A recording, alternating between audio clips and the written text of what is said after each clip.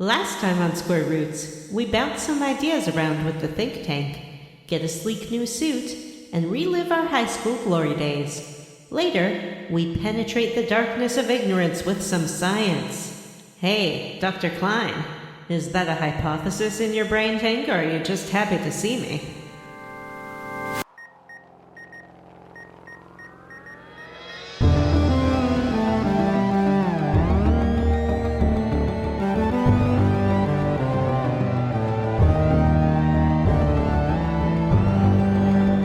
Everyone, and welcome to Square Roots, the classic RPG podcast. My name is Jim Banks. I am joined by John Courier 6 Brandon.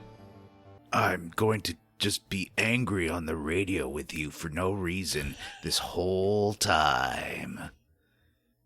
And Vanessa. I'm Vanessa. Matt was going to join us tonight, but he came down with a violent case of diarrhea. Oh, yeah, I heard. From here. Yeah. He needs to turn the fan on. Yeah, he's made a mess in his bathroom. Yeah. And this is a podcast where we play and talk about your favorite classic RPGs, one chunker at a time. And this is our final episode in our Fallout New Vegas series. The end. Oh, but I like playing this game. But I didn't finish Fallout New Vegas. You didn't? Yes, I did. I'm just you saw a picture of my ending there in the Facebook. Well, not my ending. Oh, yeah? Your ending. Oh, yeah. That was a classic prank, Johnny. You really had me going there for a moment. That's the kind of fun and whimsy you can expect on the Square Roots podcast. Uh-huh. Yeah. Saying you didn't do a thing and then having someone believe you and then saying it was a fib. Yep, that's what we do. April Fools came early. Yep. We're comedians. As you can tell, it's a high energy episode. Yeah. We should also note that this is our final episode of New Vegas, but next week we're going to be starting our Final Fantasy IV series. So that'll be fun. Mm-hmm. I've been playing it. I think it feels pretty short. I'm not going to lie. It feels a little shorty, but it's like I'm playing 35 hours, I want to say. No way. Really? 25 to Not 35. the way Jim's playing it, though. He's playing like super cheat. Yeah. I'm using the tools that are available to me through the Pixel Remaster. You can't. That one doesn't have like an invincibility, does it? No, but it has 4 times skill and 4 times experience. Well, that's that's just a time saving thing. You can turn it up to. You can do like 2x, 3x, or 4x. I think. It cuts down on your grinding time. Yeah, by a lot. Because if I remember, people get you know how people say, "Oh, the Final Fantasy II, the Super Nintendo American release was easy, the easy mode from Japan." But I feel like it's only the items and stuff that were from the easy mode. I feel like the difficulty was normal. Like it had easier commands. Like it got rid of a lot of character abilities and stuff, but it did not. Because I remember that game being kind of hard and needing a lot of grinding. So I'm interested to see if it's that way. Yeah, I played the whole first chunker. I played it twice. I played it on the Pixel Remaster, and I played it on the Steam Remaster version, which doesn't have the experience multipliers. Oh, okay. And quite a bit of grinding in that other version, in the Steam version. I spent probably a couple hours grinding through that first chunker. I also say if anyone has the iOS 3D version or the DS version, to give that, if you've never tried it, give that one a try. It has new cutscenes and voice acting, right? Yeah. What? Voice acting. It has and the cutscenes aren't like, because I was playing Bravely Default. I've been playing Bravely Default a bit, and you know how kind of the lower budget JRPGs have that like two people standing, they're just standing talking to Yeah. each other out of the scene. This one has like well-directed Vagrant story style cutscenes, like the camera's moving around and stuff. Yeah, it's pretty good. I know the characters are like little chibi Bravely Default style characters, but Right. I just assumed that the 3D remake would be trash. no, it's actually really good. What a I think shock. the only 3D remake I've ever played of those early Final Fantasies is the one that we tried to play for the very beginning of the show. That one's Remember, pretty like, good, too. Proto Square Roots. Was that Final Fantasy 3? Yeah, I think that's a pretty good remake too. Yeah, I had fun playing it. Yeah, it looked good. I liked the art style for those. That 3 and 4 are the same, and basically 3 and 4 goes into the Warriors of Light, which was kind of a remake of 1, but in the style of 1, not a beat for beat remake. And then there's from the 4 Warriors of Light went to Bravely Default, and so like that art style continued through those games. Oh. Do you guys have any hot gaming? Well, hold on. Before we move to hot gaming news, I just want to say Final Fantasy 3, Final Fantasy 4, the result of a vote that we had on our Patreon. If you'd like to participate in future votes, you can become a patron at patreon.com/Square Roots Podcast. It was so close, listeners. If you're not on the Patreon, We had to have a runoff. we had to have a runoff between. It was only 2 in the beginning, and it was tied at the end, and so we had a 24-hour runoff. And in the end, 4 went out. And honestly, I was happy with either of those. I haven't really played through 4 since I was a kid, and so it'll be interesting seeing it with grown-up eyes. Yeah. Big boy eyes. What's the opposite of baby fresh eyes? Old man eyes, I guess. Oh, Old person. old dry Well, eyes. Old dry. Senior dry eyes. Grandma dries. It's me, Grandma Dry Eyes. Oh, I'm But Grandma that's Dry the only Eyes. thing that's dry about me. Just kidding, it was me, sexy Grandma. Oh, dang it. She got retired from the show. All right, so let's talk about some. I'm just going to pull open. What was that terrible site I use for hot gaming? It comes up whenever I hot gaming news. Kotaku? You're literally no. just searching hot games. Game rant. Yeah, that's literally what I search. Oh, Game Rant. Oh, Wow. man. Yeah. Yeah. That's like one of those content mills. Yeah, it's not a good one. Does anyone have any hot gaming news? Oh, to share with sure. our listeners? Yeah, I sure do. Everyone knows that the type of game I love the most are card games that you play with physical cards on the table with friends and enemies. And so I have 2 card-based stories to tell you about. Story number 1, Magic the Gathering. That's right, the OG. Was there a card game before that? No, and nobody can prove that there was. Magic the Gathering is going to introduce Marvel characters into their universe. It will be part of the Planeswalkers series, and I guess you can tap Gambit for 10 mana and put him on your field. I love card games, play them all the time. And then once you have your Marvel X-Man there, then you can use their buffers to pull cards from your graveyard with Magic the Gathering, X-Men, and also other people edition. You 2 are a bunch of wizard heads. How do you feel about this edition? You know, I love playing land cards and building up my land points. Yep.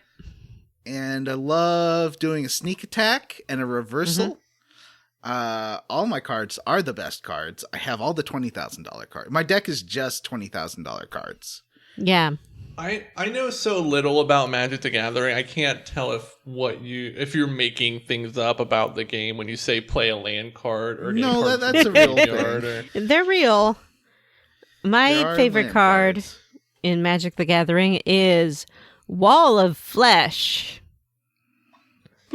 Say a wall. It's made out of flesh. Skin wall. Only in Magic the Gathering. My other news story is about Pokemon. Pokemon is also a card game, believe it or not. Amsterdam's Van Gogh Museum had been doing a Pokemon tie-in, but no more. That's right, It was What? ruined for everyone because What? there was a frenzied scene to grab all of the Pokemon stuff from the gift shop the moment it was available. Oh. And these scalpers ran in, they scooped everything up, they took all the Pokemons, just like they were a Team Rocket, they napped them all, they took them away, and the museum says it doesn't want to have Pikachu with gray felt hat promo cards in the museum anymore because everybody's fun time got ruined. It just Yeah, goes the to show Pokemon you. card people are a little bonkers. Yeah.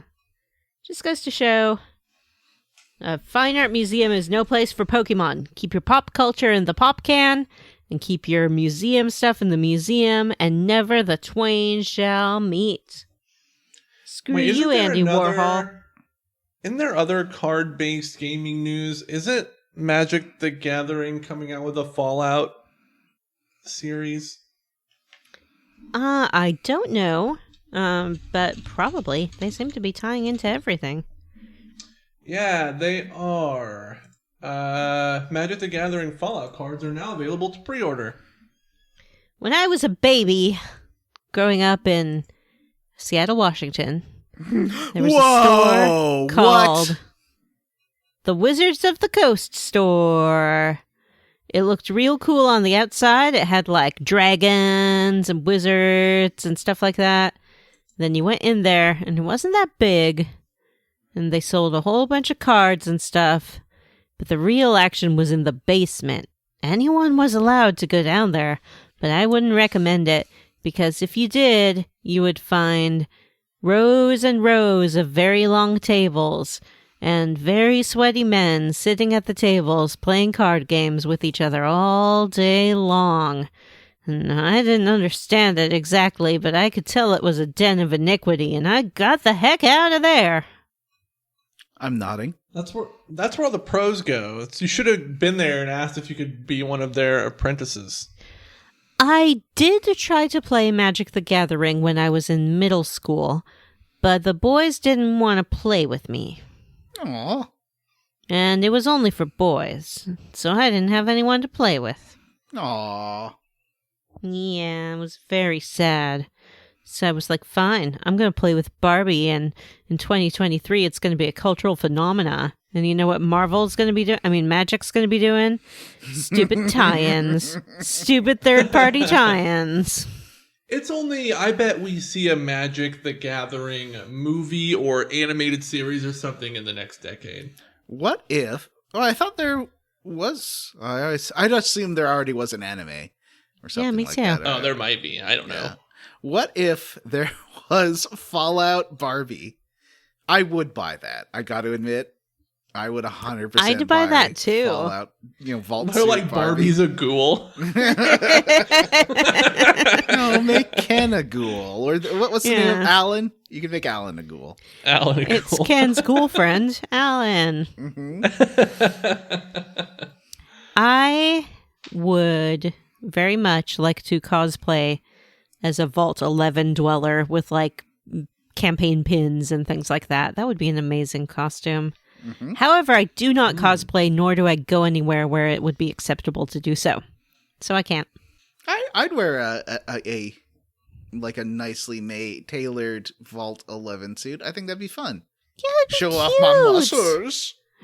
Let's all get them, and then we can go to, I don't know, Nerdfest and walk around and promote our show.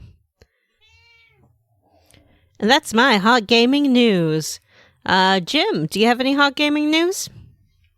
Well, I will say one thing. I'm really excited. Well, I guess it'll be out by the time this episode's released, but as of this recording, 48 out. Well, really, like 26 hours until the North American release of Alan Wake 2. Oh, yeah. You've been talking about that for weeks. You have high hopes for that I'm so game. excited.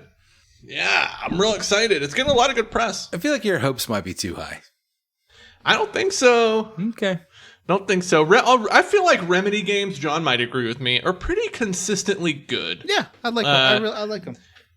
And they always reach really high technically, even if, sometimes the end product is a little bit buggy or not quite what they expected, but they always reach super high. And the games are always really fun and pretty innovative, so I'm excited to dig into it. I am excited too.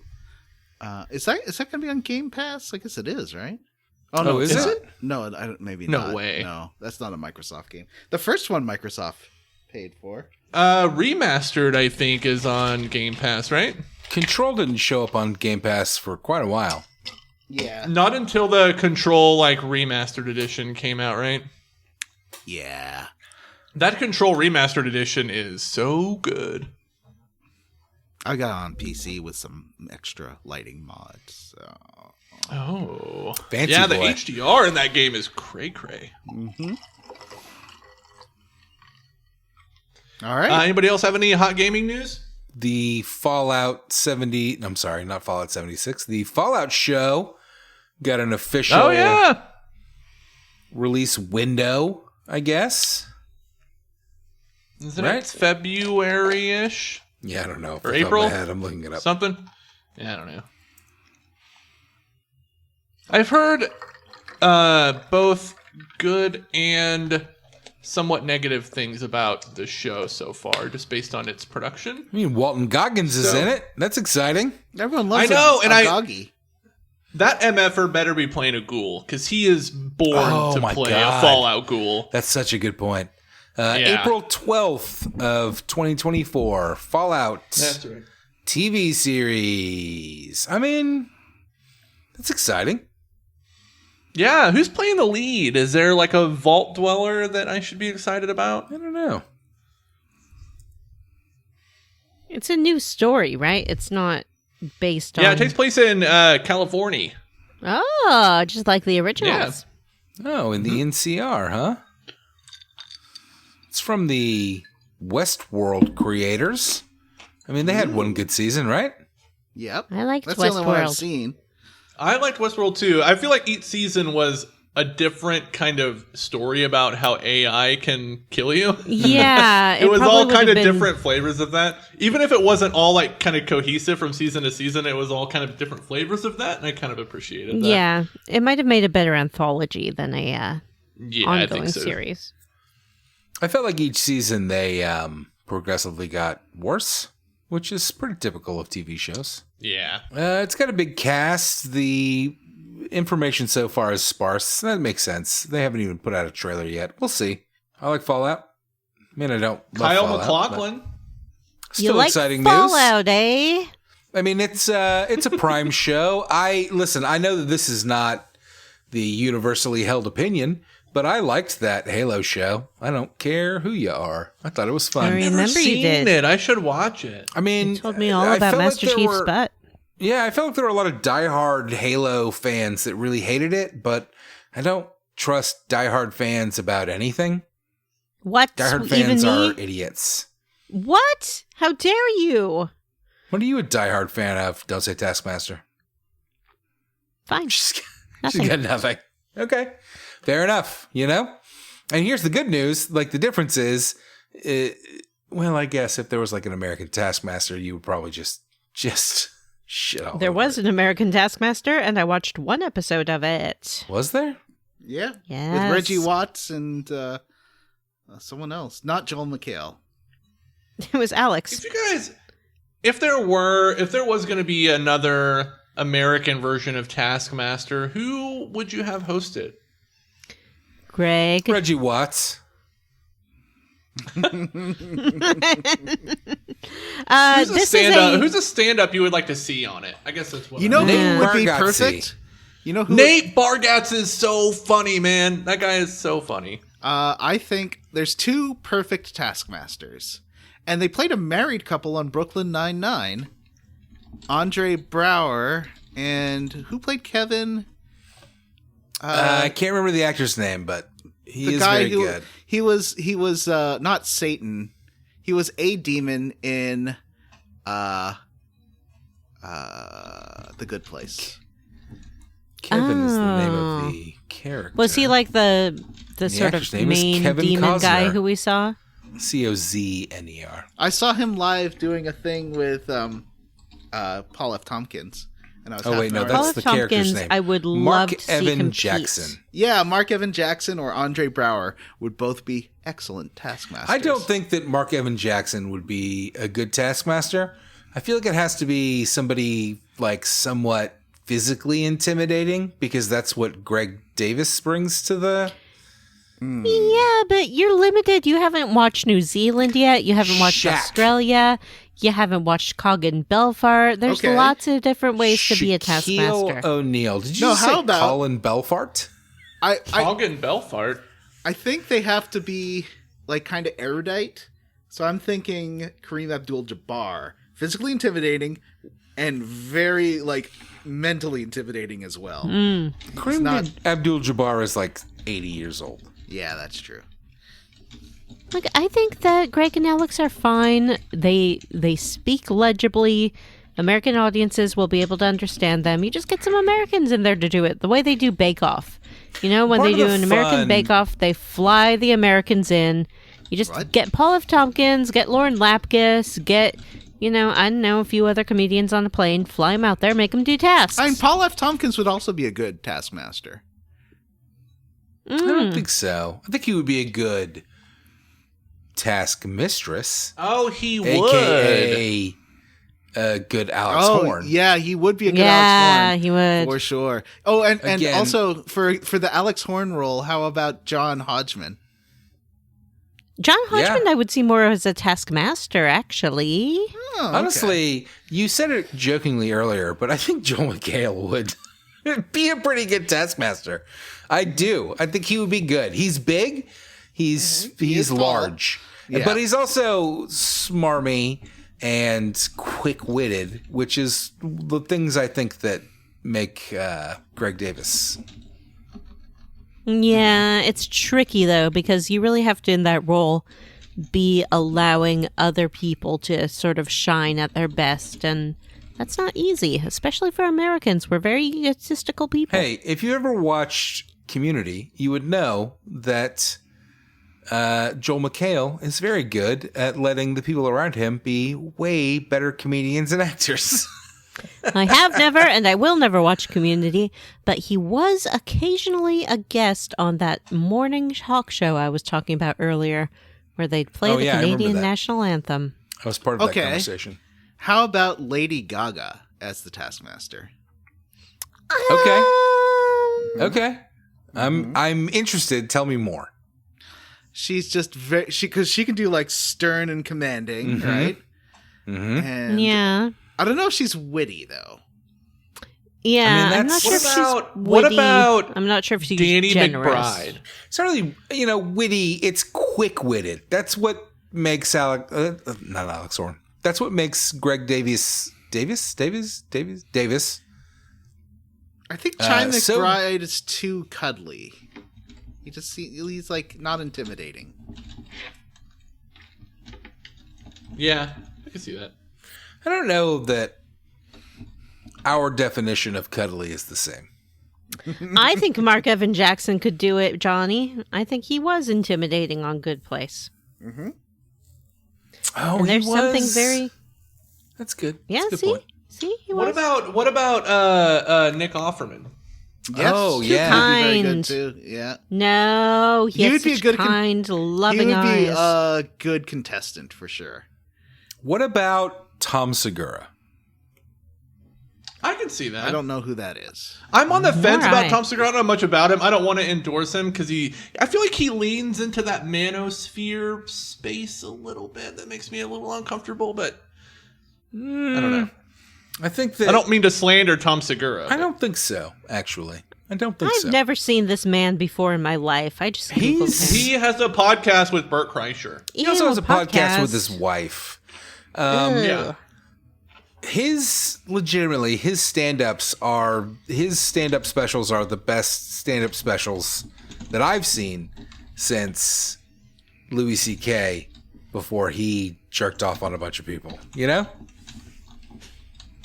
Not sure that's exactly Yeah. what happened, but I like the interpretation. Hey, how about Louis C.K. as It's not Taskmaster? far No, from. thank you. No. Hard pass. Yeah. Or maybe like a Tig Notaro. I think she'd be good. She's great. I would love to see her. She is great, Yeah. but I don't know that I see her as Taskmaster. That's fair. Anyways, what were we talking about? Yeah, what the About fuck? gaming news? What do we talk about? How we do you leveled guys up? Yeah, let's do it. Johnny. I'll go first. Nope. I'll go first. Johnny's going to No, start I'm us going off. first. I'm going first. All right. I saw a movie called Killers of the Flower Moon, Oh, wow, What? really? directed by Martin Scorsese. Martin Short? Scorsese. How did he have time? How did Martin Short have time to direct Moon. Killers of the Flowery I- Moon between seasons a- of Only Taskmaster? murders in the building. Martin Short would Killers be of a the Flower great Moon. ox horn. Yeah, that's true. Killers of the Flower Moon. Really good. Kind of a tough watch for the first, like, 3/4 of it. Which is to say, it's a very long movie, so the first 3/4 are like the first, 2.5 hours. But it's really good. I liked it a lot. I think it says a lot about Martin Scorsese. Later, Martin Scorsese seems to be all about, like, greed is bad and greedy people are bad, and I like that. I think the movie's great. I say watch it if you got 3.5 hours to kill. It's that long of a movie. Wow. And I have been Yikes. playing the heck out of Spider-Man 2 Have you? on my PS5. I have. It looks incredible, like amazing on Like my an amazing HDR TV. Spider-Man. Yeah, like you have skyscrapers that I was confused earlier playing the game because one of the collectible things is you can find these little spider bots on the sides of random buildings and stuff, and your job is to collect them. I saw one that I thought was on a skyscraper, an all glass skyscraper, but it turns out what I saw was the reflection of the bot on another building opposite. Wow. Ooh. Yeah, and like I could see it from a distance. Like the way things render in that game is incredible. Even the fast travel, I can be on a different side of the city and fast travel to a totally different borough. And the way the fast travel works is like you're on the map screen and it just zooms in to the spot you're fast traveling to from the map screen. Like zooms in from the map screen to the actual city and your character comes in, just flies in off screen. Mm-hmm. It's such a cool effect and it Wow. never gets old. Yeah, it is so good. And Are you playing actually as like Peter Parker or Miles Morales both, you can switch between them. or Miguel O'Hara? But certain Penny missions Parker? it's Miles Morales. But like, certain missions are Peter missions, certain missions are Miles missions. But if you're doing random city stuff, you can switch between them. And it's just a great game. Was doing story missions, and at kind of the second act crescendo, I got emotional. Like those Spider-Man beats about being a hero and toughing it out, and man, those always just resonate so well. I'm really, really digging it. So yeah, that's how I leveled up. Like I said, I'm excited for Alan Wake 2. I haven't pre-ordered it, but I'll definitely have it downloaded by the time it releases tomorrow night. John, how'd you level up, buddy? How did I level up? Well, I have been playing Saints Row the Third Remastered. I'm reviewing it for my YouTube channel. And that game, I realized as I was going to bed, I had an epiphany as to what that game is, because it's kind of... have you played that, Jim? Wait, which one? Saints Row 3. Yes, I have it downloaded actually. The remastered version looks real pretty, but I like that version. It's a very... It makes me think about how in Grand Theft Auto games, no one ever seems to be having fun. And in the Saints Row games, everyone's having a good time. And I really like that about those games. That's a real good distinction. I think like the thrust of Grand Theft Auto games is characters having like the worst time in their lives. Yeah. Yeah. That is a good point. And like you're kind of aspiring to be awesome in the Saints Row games. But the epiphany I had... 4 is the one where you become the president and fight aliens, right? Okay. Yes. Yeah. So the one before that. Yeah. I like that one. That one's like pure like power fantasy. Yeah, I think 4 would be good for the show. I think 3's like, because you hit some missions.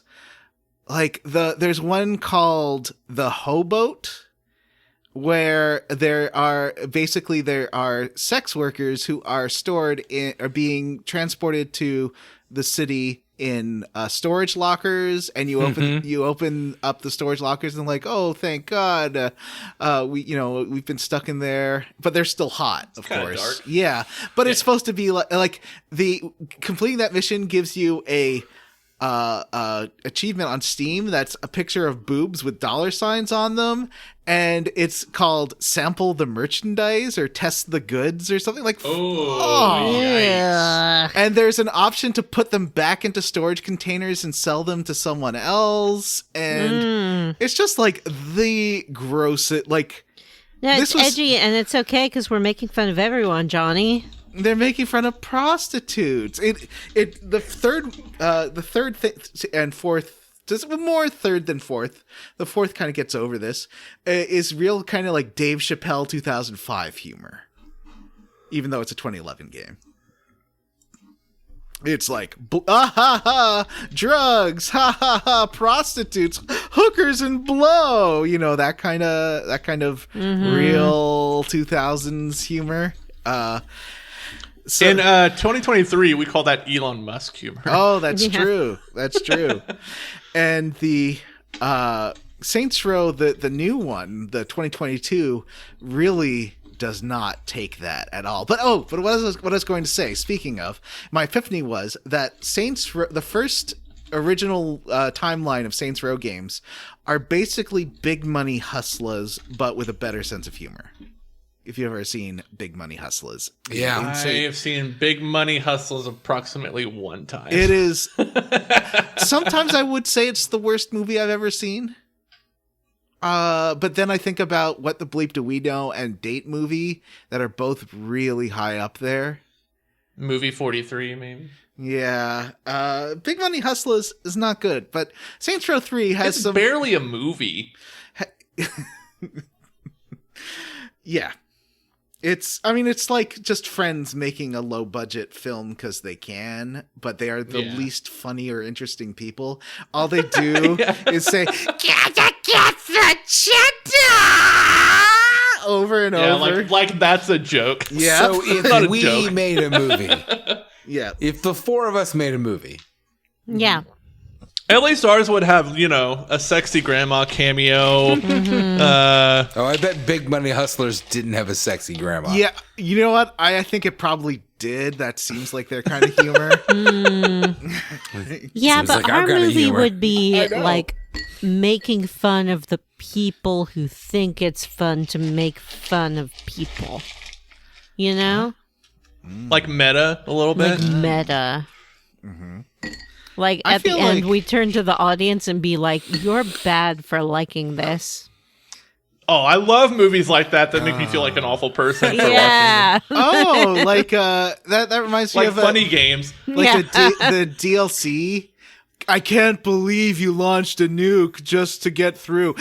You're telling me to do this game. I have zero choice in the matter. Fuck you. I hated this DLC. Anyway, but yeah, Saints Row 3, some problematic parts, still a fun game, surprising amounts of it. Like, I don't ever laugh at anything on the Grand Theft Auto hilarious radio channels, but there's some really good bits on the Saints Row radio channels, and it's not like punching down or like weird sneering vampire libertarians or whatever. I don't know. There's some good stuff to it. And I like that the boss can be caring and he cares about his friends in a really nice way. And I love a game where you can make a custom character that's a big boy and he's an action hero, which is not something you usually see in a video game other than Dave the Diver. I want to play Dave the Diver so bad. Me too. It's a big boy who's an action hero. And I know, and it's supposedly like it's got a lot of different genres and types of mini games in it, and the humor is really tight. I really want to play that one. What about Vanessa? How'd you level up? How did I level up? Well, this weekend I went to a wedding event, by which I mean a wedding. Which Taskmaster contestant was the groom or bride? It's not necessary to share that information with the public. However, this wedding, the ceremony was in the afternoon, and then the cocktail hour didn't quite start till the evening. So I had some time to walk around. It was an urban environment, so I went to a museum. I thought maybe I'll read a book for a little bit. I wasn't super into it.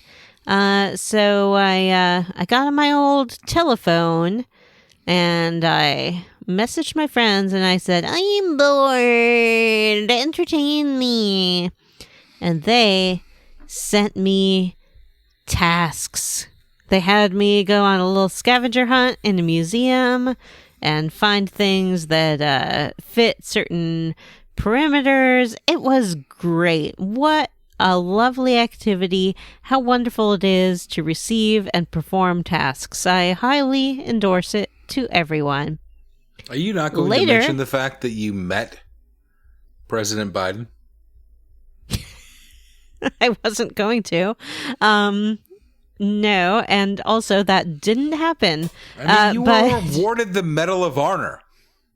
Honor? Yeah, via mail. Honor.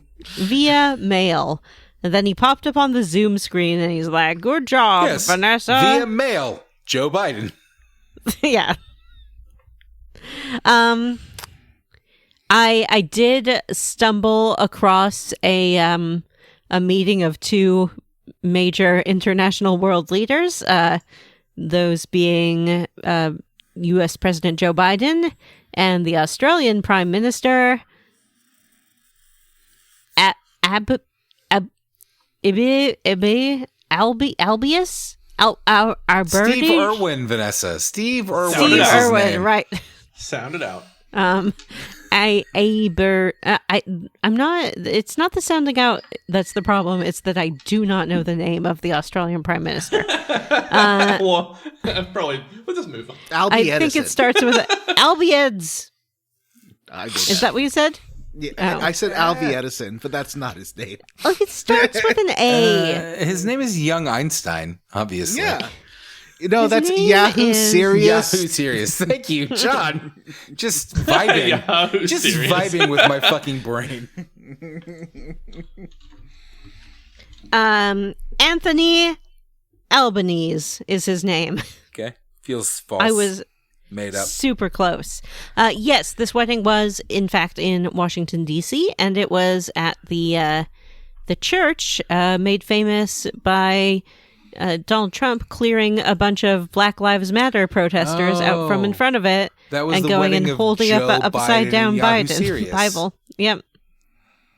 And he held his upside down Bible in front of the church after clearing out protesters, and everyone thought that was fine, I guess.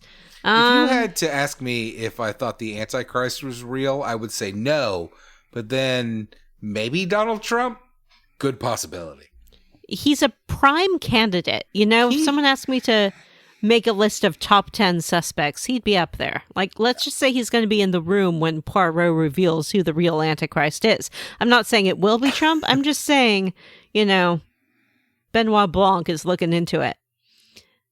Later, They did. A bunch of people on the right did say that if we elected Obama, we would get the Antichrist. And look at what we got next. Look at what we got after that, right? They were right. They Right. voted for him, but they were right. yeah. Yeah. I also went to the zoo. Zubu? You saw an elephant? I saw elephant. Scary Zoo? Zubu? Mafu? They were actually having some sort of Zubu Mafu? Halloween Yeah. scary events, and there were some little displays of skeletons and things like that around the zoo $20 said grounds. it was called Zoo Boo because that's what every zoo calls their Halloween event. Yeah, I believe it was called Zubu or potentially Boo at the Zoo. But Oh, Boo at the Zoo is what they called it in Fort Worth. Same diff. yep. But I did not stay for the trick-or-treating portion because apparently I'm not supposed to eat copious amounts of candy anymore. Thanks, science, doctor. What? I know, it's bullshit. Who said that? They're Wow, lying. Vanessa has diabetes. I'm sorry, Vanessa. How else are you don't going to have get free diabetes. drugs other than trick-or-treating? I That's how you know. get free I need my drugs, free right? drugs and razor blades. And Yeah, free razor blades. I watched that movie Trick or Treat the other night again, where it's like, you better check your candy, and some kid didn't, and then he ate a razor blade or something. Mhm. Remember that movie? No. I was watching one of the latest 80s commercial vault things, and they had the end of the Fat Albert Halloween special, and Bill Cosby came on and said, now this was made in the 70s, which is a long time ago, back when it was okay for kids to go into strangers' houses and take candy without their parents looking at it, but now we live in a different time. And then he was like, pudding, and then he got convicted of rape. Yeah. It's not true, though, I don't think. That's From the what career of Bill Cosby. From what I It understand, is, though. all Which of is those, dark. razor blade drug things have been from parents tampering with their own children's candy, not from strangers. Yeah. I think Okay, most well, people if that's don't true, why wanna do I kill have this kids. candy with razor blades in it, Vanessa? Because you put them- Eat this. It's fine. You say it's okay. Oh, no. I guess in that case, My it's tummy children hurts. tampering with their fathers. You know what? candy. I think if I was That a would kid, I make would sense. rather find a cool razor blade than like one of those fucking Chick tracks. dental floss packs. The worst That house is- on the street puts those dental floss packs in there. Exactly. Yeah. But these days, do you know how often I look for dental floss and can't find it? All the time. Like, I know this house is full of dental floss. Where it is at any given moment, I have no idea. I feel like that's probably the mindset of the adults that give it out. Be like, man, I have such a hard time finding dental floss. These kids are going to love the convenience of Yeah. dental floss on Halloween. They won't have to look for it again. Number one, who in the year of our Lord 2023 still uses dental floss and not floss sticks or A water pick? Thank you. Or Jesus nothing. Christ. I use a water pick. I use a water I pick. don't, That's for those, whoever those has to add sticks it. seem very wasteful. I just use floss. Yeah, I use floss too. Those little things. It's so much plastic, Matt. Oh, Yeah. I love them so much. I probably would enjoy it if I actually got one. But does it wrap enough around the tooth? Because, you aren't supposed to just go up and down in Doesn't between. really- You're supposed doesn't to, like, really really... wrap around the Fucking- tooth at all. You manipulate it. I'm See, not I really just wrapping use a it water around the pick. tooth. Well, I see what. But hugging the curve of a tooth. I Yeah. understand. But you can't You just manipulate water it. pick anywhere. You can't actually. Water picks are way better. The water pick I got came with a bunch of different heads. So, like, you can reach all the different places in your mouth. Let's not Tell talk me about different more. heads. We got into that last week and Johnny got upset. So that's how I leveled up. Went to a very lovely wedding. I saw the Prime Minister of Australia arriving at the White House. There were lots of horns and trumpets. It was very exciting for everyone involved. I went to a museum. And that's how I leveled up. Matt, you go. Have you guys heard of this amazing new television program on Netflix called Captain Laserhawk? A Blood Dragon remix? No, but I saw a news story about it today about how Rayman is like a coke snorting fascist mouthpiece. I think that was the headline. That's a true statement. He hosts a talk show. I heard it did Rayman? Paige and a Jade. Yeah, Rayman hosts a talk show in that. So, if listeners may recall a game called Blood Dragon, which was, I think, a DLC of Far Cry 3? Yeah, they released it as DLC? Yeah, it could work on its own. A standalone Yeah, DLC. it's like it uses the game's engine, but it's kind of its own little mini game. It was basically Kung Fury. Like So that kind of synthwave aesthetic. Yeah. As listeners probably know, Netflix has been real big on video game adaptation animes, which is kind of a misnomer because they're certainly not written or produced in Japan. Anime-ish shows in the last few years. Castlevania is a great example of that, a fantastic show. Mm-hmm. They, in association with Ubisoft, have produced this Captain Laserhawk, a Blood Dragon remix show, which is absolutely fucking bizarre. I watched it. It's 6 episodes. I'm tempted to go through the plot, but you know what? That would take a lot of time. I guess I'll just say that it is an action-heavy animated show that works in a lot of Ubisoft characters. For example, there is an Assassin Creed assassin. He's a frogman.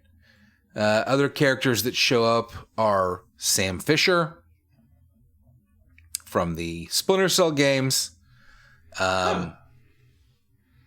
Rayman as a talk show host. Fascist. Well, a talk show host that's basically a mouthpiece for a fascist government who is also an alcoholic and snorts cocaine. And Jade from Beyond Good and Evil. Thank you. Jade and the Pigman. What's his name? Paige. As well as a bunch of other little cameos. And it's a bizarre show. It mixes animation styles. Mostly, I would say, a anime-ish style animation. But works in live action. But like pixelated. Oh, man. FMV kind of Yeah, looking? thank you, John. Oh, John, you're in my brain. Oh, interesting. It works in FMV style animations. It works in 2D animations from that era of games of like RPGs and SNES era games, animations, and it is a fucking bizarre show. That when I first started watching it, I was like, this is the cringiest thing I've ever seen in my life. And by the time I finished the 6 episodes, I legitimately thought it was fucking fantastic. Maybe not fantastic, but it was certainly like very entertaining and well worth watching. It's a bizarre, crazy show. Not just because of the random Ubisoft cameos, but because it has a really interesting plot and story about the main character is named Dolph Laserhawk. Dolph. And for some reason, by the end, they're calling him Captain Laserhawk, even though he's certainly not the captain of anything. I don't know how to describe it. Sounds like a Ready Player One kind of mash 'em up Not pop really. culture bonanza. Not really. Well, in the extent to the extent that it is a mash 'em up of. So I guess the basic premise is there's the world. I don't know that it's Earth. but the world, and it is ruled by a fascist government. And there was like an incident where a dimensional portal opened, and all of these, as they call them, like mutants, came through, and most of the mutants are Ubisoft characters or Ubisoft adjacent characters, animal people, random aliens like Rayman. And the basic premise is, the main character fighting against this fascist government. But as much as that sounds cliche, it does a lot with characterization and the overall plot, where there's a lot of shocking stuff. I mean, John kind of spoiled a big part of it, which is Rayman is a talk show host for this fascist government. And at first he's just the talk show host, but they spend more time exploring that character, and he's eating sushi off of naked women and drinking a ton of alcohol, and by the end of the season, snorting coke. And that's shocking to see. Some real Saints Row 3 humor going on there. I mean, yeah, well, I read in that article that I mentioned earlier, they said that when the writers were writing it, apparently they were nervous that Ubisoft was going to be like, no, you can't like have one of our flagship characters like snorting cocaine and spouting off fascist talking points, but apparently they were cool with it. It's Which, crazy. like, good on Ubisoft. Rayman actually gets a great plot. A little redemption arc. Yeah, he gets, well, I mean, all right, spoiler alert. By the end, he's like murdering the government. It's crazy.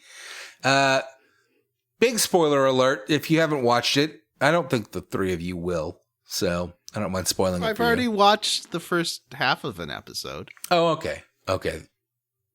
I was going to say, okay, I won't spoil it, but did you say the first half of an episode? Yes. And I was like, this isn't for me. Okay, that's fine. So, spoiler alert, if you're interested, don't. Let's go ahead and skip ahead a minute. I mean, by the end of the season, the main character dies, and they do a lot of great twists and turns, and I got very hooked because it's very smart. And as silly and over extra ridiculous as it is, like, I really liked it. By the end of that series, I was all in. So. Is it a recommend? Yeah, it is a recommend. Like, the first couple episodes, I was straight up like, this is fucking cringe. But I kept going back, and by the end of it, I was kind of blown away. Like, I mean, the animation is good, and the characters are pretty paint by numbers, but there's a lot of twists and turns, and Gay bears smooching. Gay bear smooch. I mean, that's legit, Johnny. You watched half the first episode. Like, the first half of the first episode is kind of a twink and a bear in love. And then the big twist of the first episode is that the bear betrays the twink and Don't murders they him. always? Do they? They Johnny, always is that true? do. Mm-hmm. Johnny's betrayed so many twinks in his life. Oh, yeah. Yeah, honestly. Sorry. And murdered them? No, I wouldn't murder them. It was fun. And, I think the Dragon Age anime that Netflix put out recently was pretty similar.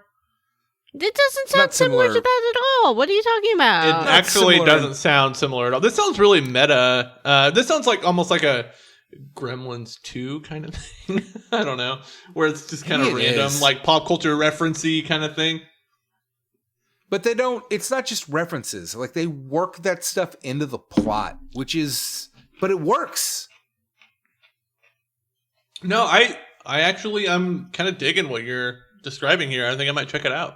It's only 6 episodes, and it's at a half an hour apiece, like 3 hours. Like, it's well worth a watch. It sounds like a nice Stony Baloney bedtime show. Yes, man. Jim, that was my whole deal. I watched it over like 3 nights, and every night I was like, hey, I'm really into this. Do I need to downtown brown that? No, I work for a THC company now, so I think it's fine. It was shockingly good. I'm not saying it was the best thing I've ever seen, but it was really good. I really enjoyed it. And the end was shocking. There was a big twist at the end. Multiple big twists at the end. It was way better than I thought it was going to be when I started it. I started it because it came out the night that I happened to flip on Netflix and I was looking for something to watch. And by the time I finished it, I wasn't blown away, but I was certainly like, it was way better than it had any right to be. That's cool. So absolutely a big recommend. So as stupid as it sounds, Captain Laserhawk, That does a sound Blood stupid. Dragon remix On Netflix. pretty fucking good show. Can I add... Netflix has go a good ahead. track record. Go ahead. Say, I want to add one more thing to my level up. I did get a new book recently. Book. This is part of my Jim Reads book series. I got a book called Opposable Thumbs by Matt Singer. It's about Siskel and Ebert and how they met, how they started their show, what happened after Gene Siskel died, Roger Ebert's later career. Is it I'm an very erotic excited to read fan it. fiction? No, I hope it has. I mean, I wish it had like erotic. It would be great if every chapter started with like an excerpt of erotic Siskel and Ebert fanfic slash fic. But no, I'm a big Roger Ebert guy. Like I read his when he was alive. When like later in his life, he had a blog and he wrote stuff on it all the time. As he was like dealing with cancer, he wrote a lot about mortality and religion and what he thought about the afterlife and politics. And it's all so fascinating and insightful. And I think it's super cool. And this book I'm excited to dig into because Matt Singer is a great writer. I can't give it a full-throated recommendation because I haven't really read past the opening yet, but I'm excited to dig into it. R.I.P. Roger Ebert. I wonder And if there Gene Siskel, for is that matter. Siskel and Ebert erotic fan fiction. There must be. They make that about everything, Yeah, right? that's a rule. Is it Rule 34? For sure. Yeah. Definitely some Siskel and Ebert slash fic out there. Well, that's how I leveled up. We quest logging? Yes, please. The quest log. It's finally time for Johnny to walk that lonesome Johnny's road. busy flirting with bears. Look at him. Look at him flirting with bears. He's nodding his head.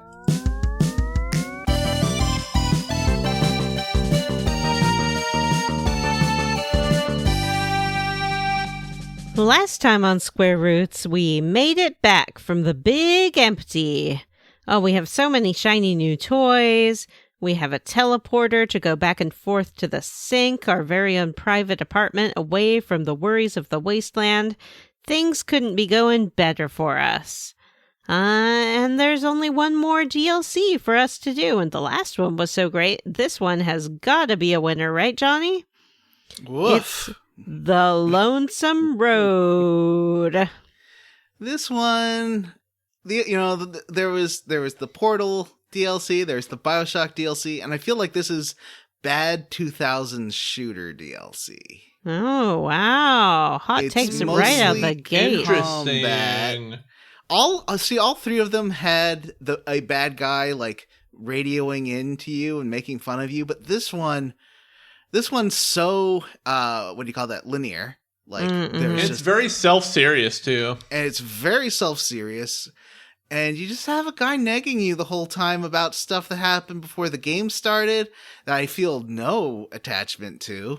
And Yeah, I feel like this could go one of two ways. Like if you were playing I feel like your reception to this kind of largely depends on your style of playthrough, because it really does paint your career with a certain brush. Mm-hmm. So that's an interesting point, Johnny. So we get, I don't know, I assume another mysterious broadcast signal. Yeah. Is that what? Yeah, I never probably. listened to these signals. So what did they say? I didn't listen to this one either, actually, to be honest with you. I just looked at the quest thing and it's like, go to the Lonesome Road. I'm like, okay. That's what I did. Yeah. Yeah, so it's basically like a little path off the, like, sort of the basin of the Mojave Desert. You get up there and you find a broken EDE robot that, or no, is it trapped? It's trapped in like a container, right? Yeah. It's in like it's in like a repair pod kind of thing. You have to have enough repair skill to get it out. At least I.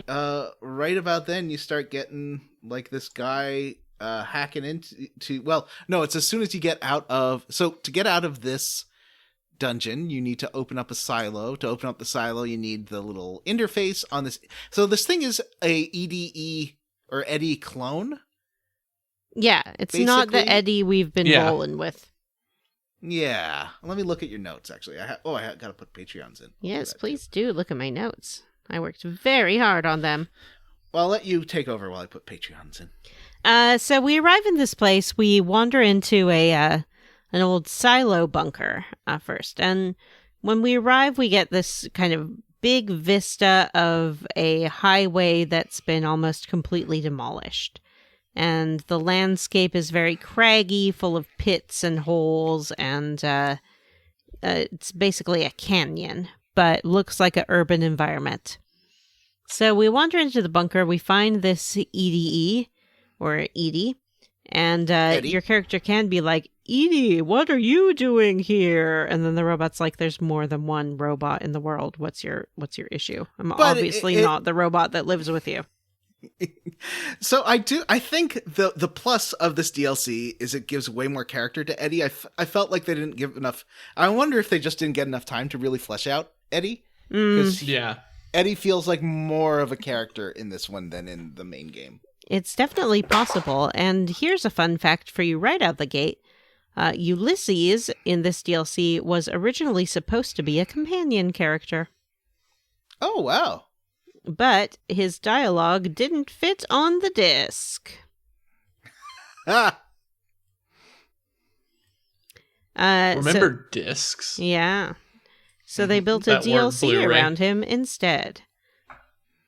But the I do idea... like your interactions with him. Your interactions with Eddie are kind of the best part of the DLC, I think. yeah, it's really fun. You get to learn a lot more about Eddie, and And the dialogue options are very like kind Yeah. to Eddie. They're very Unless like you're a jerk. encouraging. Unless you're a jerk, but I feel Yeah. like 2 out of 3 dialogue options are very like, all right, like, you know, I'm sorry that happened to you. Let's Yeah. move on. Like You they're have the very option to be gracious. sweet to your robot. Yeah. Mhm. And I think that's the good part of this DLC. Yep. So we go through the silo. Once we get Eddie out of the thing that's trapped in, we can use it to unlock the silo door. And once we get through, we get a message over Eddie, acting as a radio, from Ulysses. And Ulysses is Who is like... Ulysses? Who is Ulysses? Ulysses is a gentleman that we've seen some hints of from the previous DLC that we played. Ulysses is the additional courier that we kept hearing about. He's the original Courier 6? No. He's also, well, he was a courier. He was a courier. And he's also a former Legion Frumentarius. Is that what you call it? Yes. Yeah. Frumentarius? Yeah, he was a Legion scout. Mm-hmm. And he tells us, in fact, that a lot of couriers work for the Legion, and that's a way that the Legion gets information about what's going on, and that he had sort of thought for a while we were Legion as well. But now he no longer thinks that that's the case. And What does he say if you are a Legion sympathizer?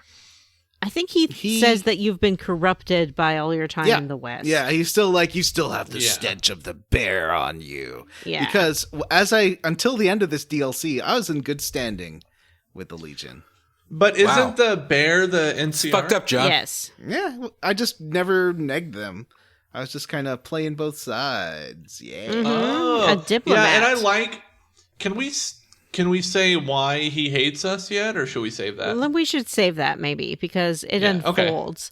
But what is interesting or perhaps frustrating about this DLC is that he definitely alludes to you having a past and taking actions before the start of this game. Which, He basically says up front that you ruined his life. yeah. And that he has been waiting for you to come to or make your way into the divide because he has plans for you. Yeah. What is the divide? So it's an area essentially like a big, narrow, kind of highway place where there was a settlement. There are lots of robots and cool people. Ulysses liked hanging out there. But something happened. I won't say what yet. And a bunch of underground nukes were detonated. And it opened up this big kind of fissure in the landscape that became the divide. Yep. And he also talks about how you've been here before, and you have the option to be like, I've never been here. And he's like, no, you came from the West. You wouldn't recognize this road, but you're going home, basically. Yeah. Also, there's a lot of interesting allusions to stuff back east, which I thought was interesting. Like they mentioned Colorado, I think, at one point, which is super interesting. It kind of broadens the world of the game a little bit, not in setting, but in reference, which I thought was cool. Yeah, Colorado's super Legion territory. Yeah. Yeah, there's only so many times you can hear people say the Mojave Wasteland Yeah. in this game, but I like that they're referencing other places, which kind of makes you feel like the world's a lot bigger, which I always appreciate in games. And Ulysses' big fetish is for America, like old school, pre-war America. He is into it. Well, It that's seems how like you can that's tell really that what this- he's looking for. Like, it That's- seems like he's really looking for a place to settle down. That's how you can tell that this is a franchise that was made in the 90s. Because by 2023, nobody wants that. Nobody that's wants because- old school America? In 2023, patriotism has been co-opted by white supremacists. Maybe it always had an air of white supremacy about it, and we just I was didn't actually notice. just thinking about that today. I was like, it probably always did, and we always just kind of gave that notion the benefit of the doubt, but it probably was always pretty gross. Yeah. We were ignorant, Jim Banks. We were. Patriotism is white supremacy. Jim Banks. No. I think the Loving idea your and country is being racist. I think Jim more than Banks. anything, the iconography of patriotism has been co-opted by white supremacists. So you see somebody displaying an American flag, like it makes me raise my eyebrows because they're probably like gross white supremacist John's making Trump a face, supporters. and I would like to know what that's about. Johnny It's doesn't more- display American that's my- flags. Pensive. I was just being pensive about what you both were saying. Johnny, thinking about when you see someone flying a Canadian flag on their house, what do you think? After the stupid freedom protests, it's usually, especially if it's on their vehicle. We can all relate to the feeling of, ugh. Yeah. Mm-hmm. What are you drinking Yeah. there, Johnny? Beppis. Yeah, Beppis Zero.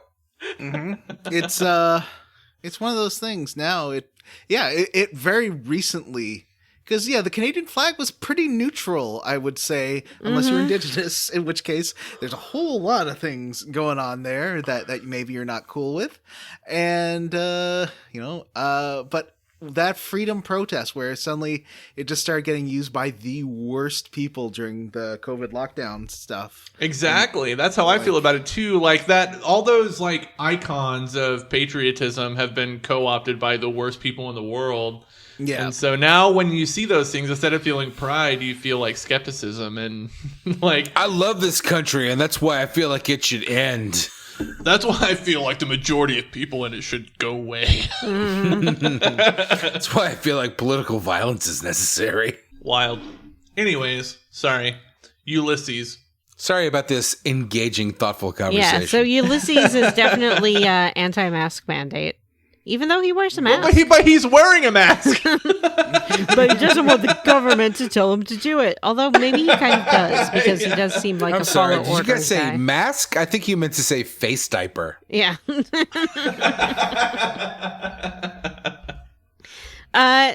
So he tells us you need to keep going into the divide to sort of figure out what's going on here, and then you're going to realize what the deal is.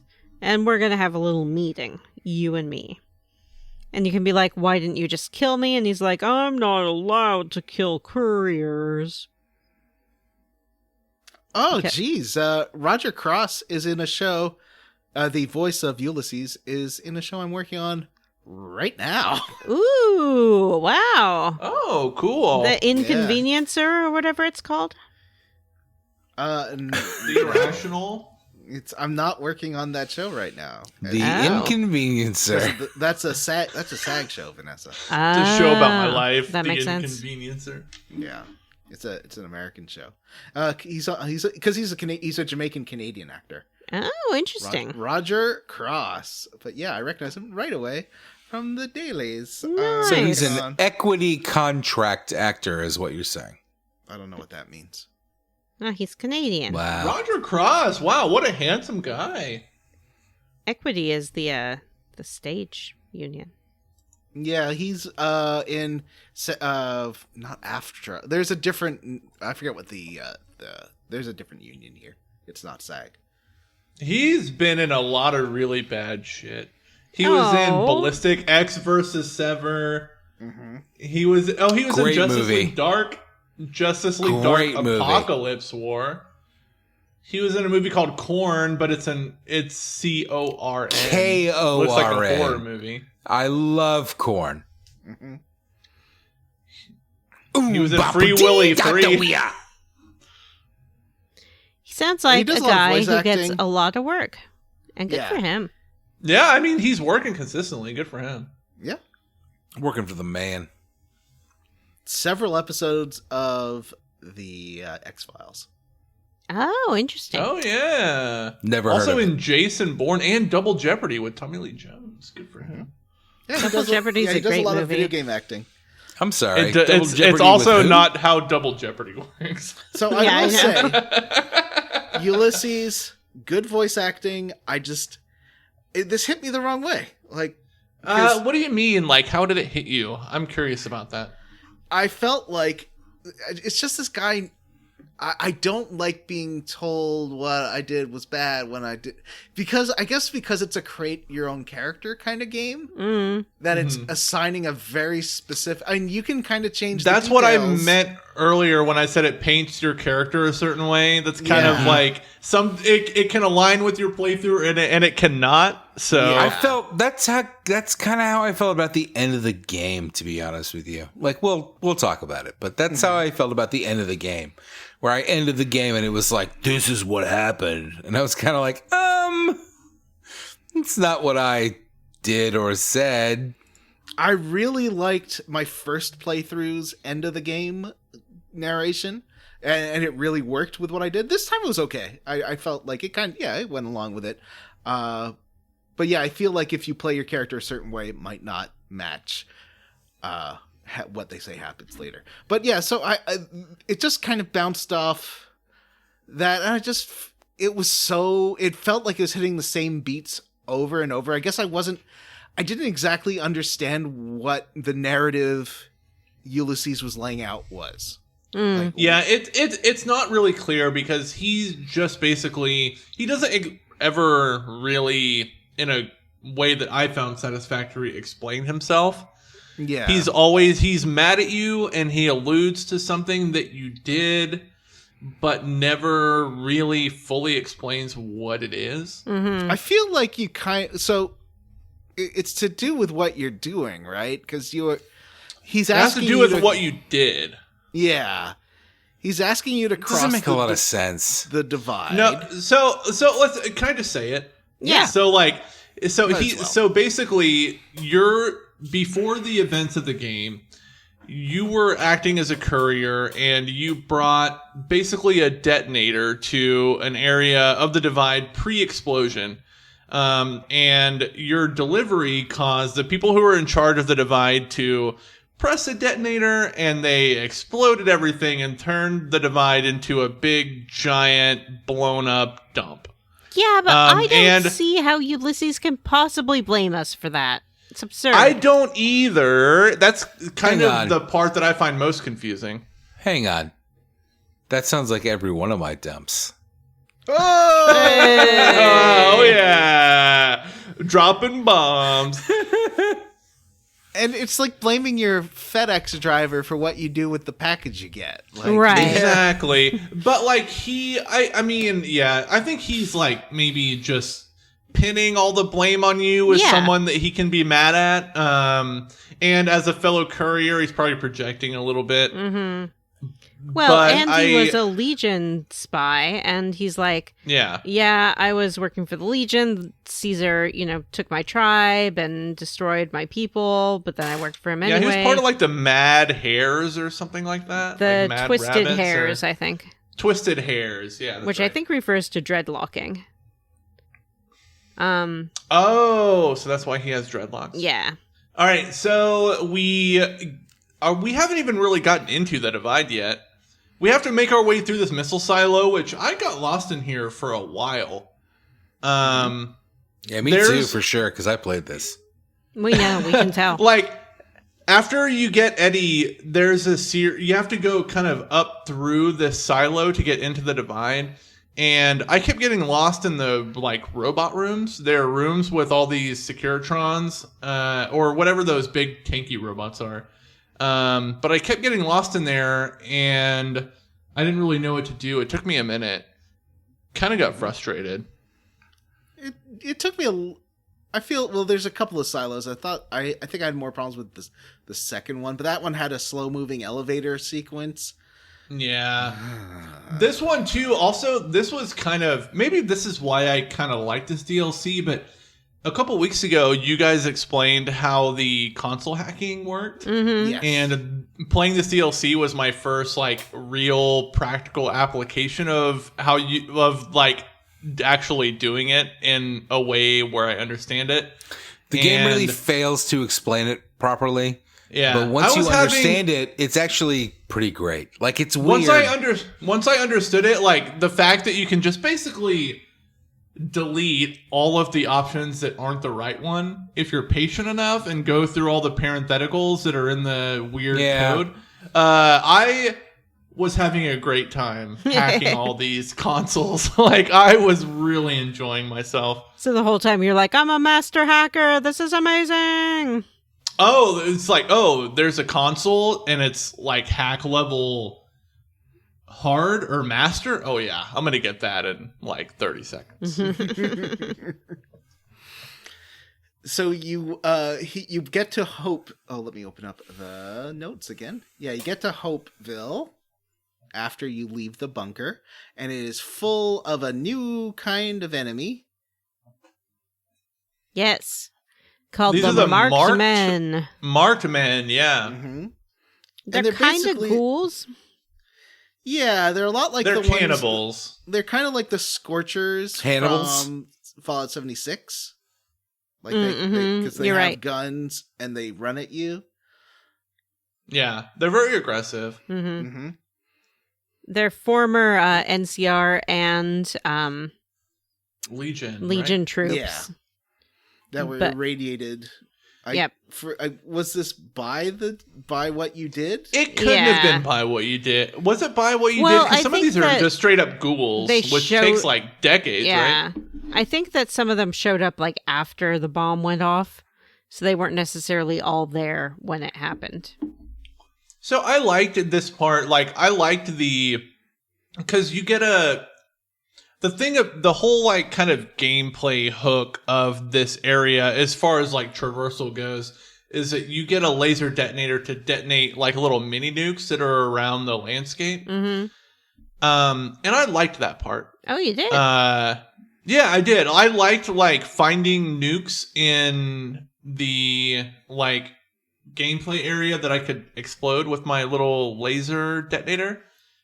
I thought that was fun. And there's a lot of cool ways you can kill your enemies with it if you're observant enough. Mm-hmm. So if you take the time to kind of look around, you can see, oh, there's a sniper up there, but there's also a nuke like above his head. Just detonate it. It's fun. Yeah. Fun with Fallout. And I still didn't, but I feel like I detonated a lot of nukes. I still didn't hit the max to get the Chivo, though. No, me neither. I think I got like, is it 20 you have to get? More than that, I feel like. I think you have to blow them all up. Is it a bunch? I feel like I was like maybe 6 or 7 away from getting Yeah. it. And I felt like I really took my time looking around here, too. Well, I didn't fully understand it at first. Like, I thought, oh, like, this is just a thing to get to the next area. Like, I was really only looking, I wasn't looking around, I was just looking ahead. Yeah. But there are a couple, like, bigger enemy arenas in the game where they're just kind of all over the place. Mm-hmm. I don't think I picked that up until, like, maybe the second one. Mm-hmm. It is a pretty linear path that we follow. We blow up bombs. We have to go through a tunnel. There's another new kind of enemy in there called tunnelers. Tunnelers! They are a little annoying. Although I guess the mole men in Fallout 76 kind of work the same way, too. So they can burrow underground and come back. I think these things have a few too many iframes. Like, when they're coming out of the hole and resting on top of the hole after they come out, they're completely invincible. And so you can't really what I was trying to do was post up on top of their little hidey holes and just shoot directly into it as they were coming out. It doesn't work because it's all iframes until they're like animating outside the hole. They give you some new weapons, like you get a nail gun. Yeah, nail gun's cool. You get flashbangs, which disable the tunnelers, because those things are pretty vicious. They're kind of tanky too. Yeah. So after I was done this DLC, coming back and fighting regular enemies, I guess now that I'm like level 37, I was just one-shotting, like throughout the ending, one-shotting everything. It's kind of fun at the end of a game to feel that powerful, though, I think. I don't mind that. I did, because I had such a hard time with the ending the first time. This was a lot easier. All right, let's we go through some tunnels, and then the worst part is after you get off the tunnel. I found this was the hardest part. You get to an overpass, and the overpass has death claws on it. Yeah. Those things, a lot of them. Yeah. It does give you a lot of stealth boys, so in the end I started using that a lot more to get around the death claws. But there's one that comes at you if you go inside a bus. I think you like detonate or you hit a tripwire alarm or something. Yeah, or it's just scripted. I'm not sure. Yeah, that thing will. So I had to like cheese that one because it just is so deadly. But then I started using because I had the I think the lair gun from which I believe is just from the Big Empty, and I used the MC ammo. I forgot what that's called, like Master Charge or Micro Charge, and that thing did kill them pretty fast. And I made lots of ammo for it. Nice. And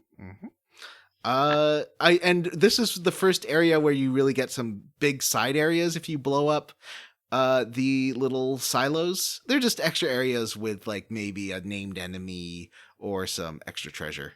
There are a lot of named enemies around. Some of them are like special marksmen, and if you kill them, you get a special little helmet off them. Ooh. Yeah, there was those two at the end. And there was one off to the side here at the overpass. And There's a lot. This is right after the overpasses where it started introducing so many landmines, and I just got mad every time I detonated one because they're hidden pretty well. And so I kept hitting them, and I had to use another stim pack every time, and they would wreck your armor. Yeah. I was still rolling with my stealth suit. Me too. I damaged my stealth suit too hard with those landmines. Oh no. Mm-hmm. You can also, Eddie will unlock commissary stores for you. And I think they have like 6,000 caps or something like that. But I did travel back and forth and get a couple gold bars because they have a lot of upgrades for weapons. And so I was able to spend some of my Sierra Madre haul on this stuff. Ooh. Yeah, I didn't have enough to do all the upgrades, sadly. Oh, you should have taken all that gold out of that vault. Gold! I only took, All that gold! I think I got 2 bars. But what I did do here was pick up, like anytime I was near a commissary, I'd pick up all the armor from the marked men, and all their weapons sell for a lot, and I'd get thousands of caps that way, so it wasn't too bad. Vanessa, how many caps did you get out of your gold bars? I didn't even finish the game having sold them all. I think I finished the game carrying around 50,000 caps. Why would you need to sell them all? Like, what can you buy? You don't need to. Unless you buy like every gun in the game, every upgrade, all the ammo. Like, yeah, there's no need. But you know what? That's true of real life wealth hoarding too. Once you have a certain amount of money, there's just no need for you to keep having it. And that's why we should put the tax rate for anything over $100 billion at 100%. Vanessa, that's commie talk. Vanessa, why do you hate job creators? There are no job creators anymore. We used to live in beautiful Downton Abbeys and have household staff of, 36 people or something. No more. You know what we got now? 1 Roomba. You know what? I love my Roomba, though. Me too. That's all I need. And how much do you pay it, Jim? Nothing. Well, So, when you... that's the problem with society. Not multi-billionaires. I pay the minimum robot wage. when you get to the control silo at the end of the overpass, this is the Ashton control silo, you get this thing that Eddie E can unlock, and you're supposed to open the silo doors to keep going, but it does unleash a nuclear missile, you monster! How could you? You always could have just turned around and walked away, Johnny. I guess. But it's not really clear what you're going to do when you do that anyway. Yeah. And the game, of course, Ulysses is like, you just irradiated another part of the desert. Okay. Sorry. Yeah. Okay, sorry. It's all, we call it the wasteland anyway. Yeah, and obviously Ulysses has a way through this area, so he could have just, told you how to get through without launching the bomb, right? So you say you can travel to the Courier's Mile after this. What does that mean? What's the Courier's Mile is where the bomb went off. And if you go over there, there's just a lot of very, very tough Deathclaw and marked men. Oh, no, thank you. And some loot, but, nothing that I really was that impressed by. So after doing that's the that, Lonesome Road. It's not. We continue on. Ulysses keeps contacting us and gives us a little bit more information. He's like, I really liked this settlement out here, and this settlement was only able to thrive because of your courier work, going back and forth with the NCR. But then you brought the bomb here, and it was your home, and I wanted to make it my home, and you destroyed it. I can't believe you did that. Wow. And you can just be like, I didn't know I did that. Like, what are you talking about? And depending on your speech, you can be like, yeah, I guess you didn't know, but whatever. And he also seems, even though he works for Caesar's Legion, he's pretty jaded about them, too. Mm-hmm. He's like, Caesar's just playing in the past, but it's the wrong past because the only cool past is America, not Rome. I do like his voice. Yeah, he it's a has good a good performance. I thought the voice acting was pretty good. We're on record of being fans of, who's it? Chris What's his name? Cross. Name's not Roger Criss Cross. Roger Cross. Not Chris Cross. He makes you jump. Mm-hmm. Yeah. He makes us jump through some hoops.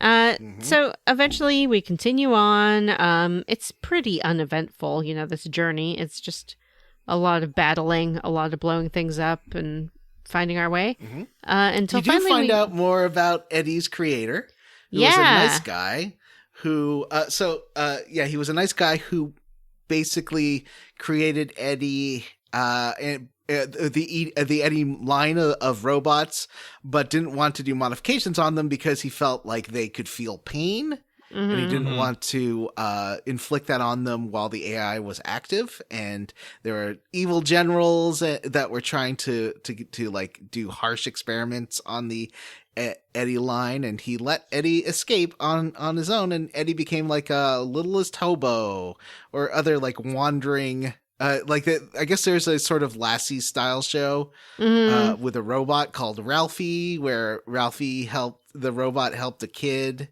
and that's the show that Eddie is obsessed with, and I think that's really cute, really sweet. Honestly, I feel like if you make a robot and program it to feel pain, that's a pretty obvious design flaw. It can't, though. It's not actual pain. You can program it to act as if it's feeling pain, but it can't. Yeah, it's feel not pain. actual pain. I agree with you. It's an illusion. Yeah, It's robots are that's manipulative. Yeah, Honestly. yeah. If a robot says it's feeling pain and you feel remorse, that's the robot manipulating Yeah, you. it's the robot manipulating you. It's just trying to pass the Turing test. You all are And- monsters. It doesn't care about you, Johnny. John, if you made your own robot and it said, I feel pain, the only way I could not feel pain is if you unplugged me and let me live my own life, you would do it? Yeah. No, Okay, Johnny. you're a sucker. You're a sucker. You're a That's sucker. a flaw in your code, bro. Yeah. You probably only do it because it looks like a beautiful woman. You're unleashing a manipulative robot on the Canadian populace.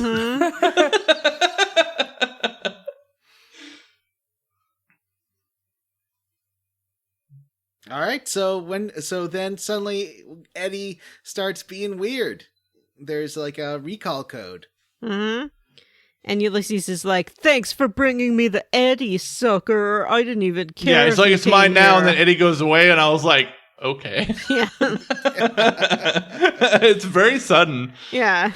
And it's also like, I also have like another Eddie at home. Mm-hmm. Yeah. And any of the upgrades that you get on this, I only found 2 upgrades. There's like 5, I think. Yeah. But I only found 1 voice log too. I think I only found like 2 upgrades, I think. Mm-hmm. I'm not sure if I got them all or not. Maybe. I wasn't very exploratory in this DLC. Yeah. I don't think there's anywhere that's like really worth going that's off the beaten path. Yeah, I was afraid of that. I felt I had no inclination to keep exploring.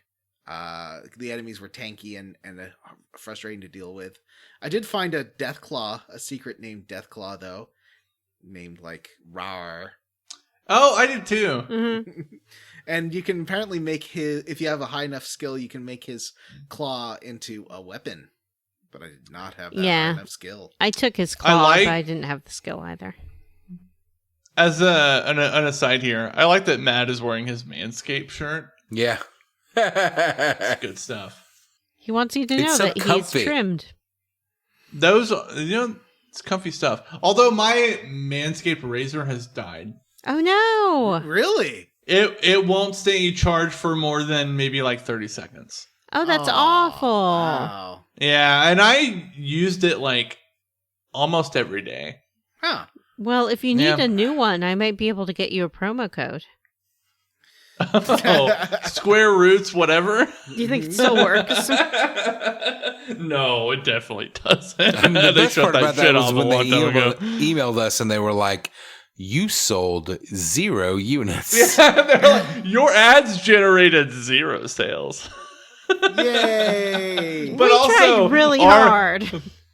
Our No, we Manscaped didn't. ads were like 25 minutes apiece, and it was mostly us arguing about how to do the Manscaped ad. I think they were wonderful. Mhm. I love really that. enjoyed doing that. So let's just wrap this up. You fight a Tunneler Queen, which is like a super extra tanky Tunneler. I actually didn't notice. I was just blasting them all with my super Mhm. ammo. Yeah, if it wasn't called Tunneler Queen, I wouldn't have been like, oh my god, the queen, we got her. Mm-hmm. And then you finally get to his temple. Yeah, so he's like, hey, what's up? It's me, Ulysses. Oh, sorry. Before that, I rescued Eddie. Oh And yeah, Eddie you was can so rescue happy. Eddie. He was so happy to be rescued. I was like, of course I'm going to rescue little buddy. And he makes little happy chirps like an R2-D2. Yeah. He's like, boop, woo. Or Yeah. what was the name of the one from Jedi Survivor and Jedi Outcast? BD9? BD1. BD1, yeah. Jedi Survivor and Jedi. What's the first one? Jedi. I don't remember. Outcast? Wrangler. Fallen Order. No, it's not Outcast. I don't remember. It's fine. It's Fallen Order. Jedi Fallen Order and Jedi Outcast, yeah. Or not Jedi. Jedi Survivor. That's what it is. Mm-hmm. Jedi Outlast. Mhm. Yeah, so we can rescue the robot. You don't have to, but why wouldn't you? It's right there in course this you little do. tank. Jim, did you And rescue he's your this little robot? buddy. Which robot? Edie. Eddie? Oh, yeah, I did. Nice. There's also like a robot you can repair in this last arena. Did you guys do that? I don't think so. There's like an Edie robot that's like laying by the side of the like pit that you're fighting in that you can choose to repair. I did that. I don't know what it did or why I did it, but it's there to do. It probably helped during the big fight against all the... Yeah, I mean, that fight takes so fucking long. Mhm. There are so many enemies. Holy shit. So first we have to confront Ulysses, and Ulysses is like, Yeah. Heh, I've launched this nuclear bomb pointed right for the NCR. Heh, this is my revenge on you for carrying that package over here. And I hate the NCR. And at this point you have some options of what to do. I decided that he and I should just talk it out. And I was like, Bud, why do you hate the NCR? And he's like, they suck. And I said, well, I don't think they suck, and I'm amazing. And he's like, you are amazing.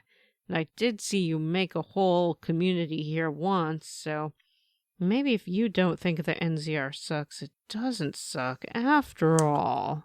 That's tough because the NCR does suck, though. No, I don't think it sucks. And I'm amazing.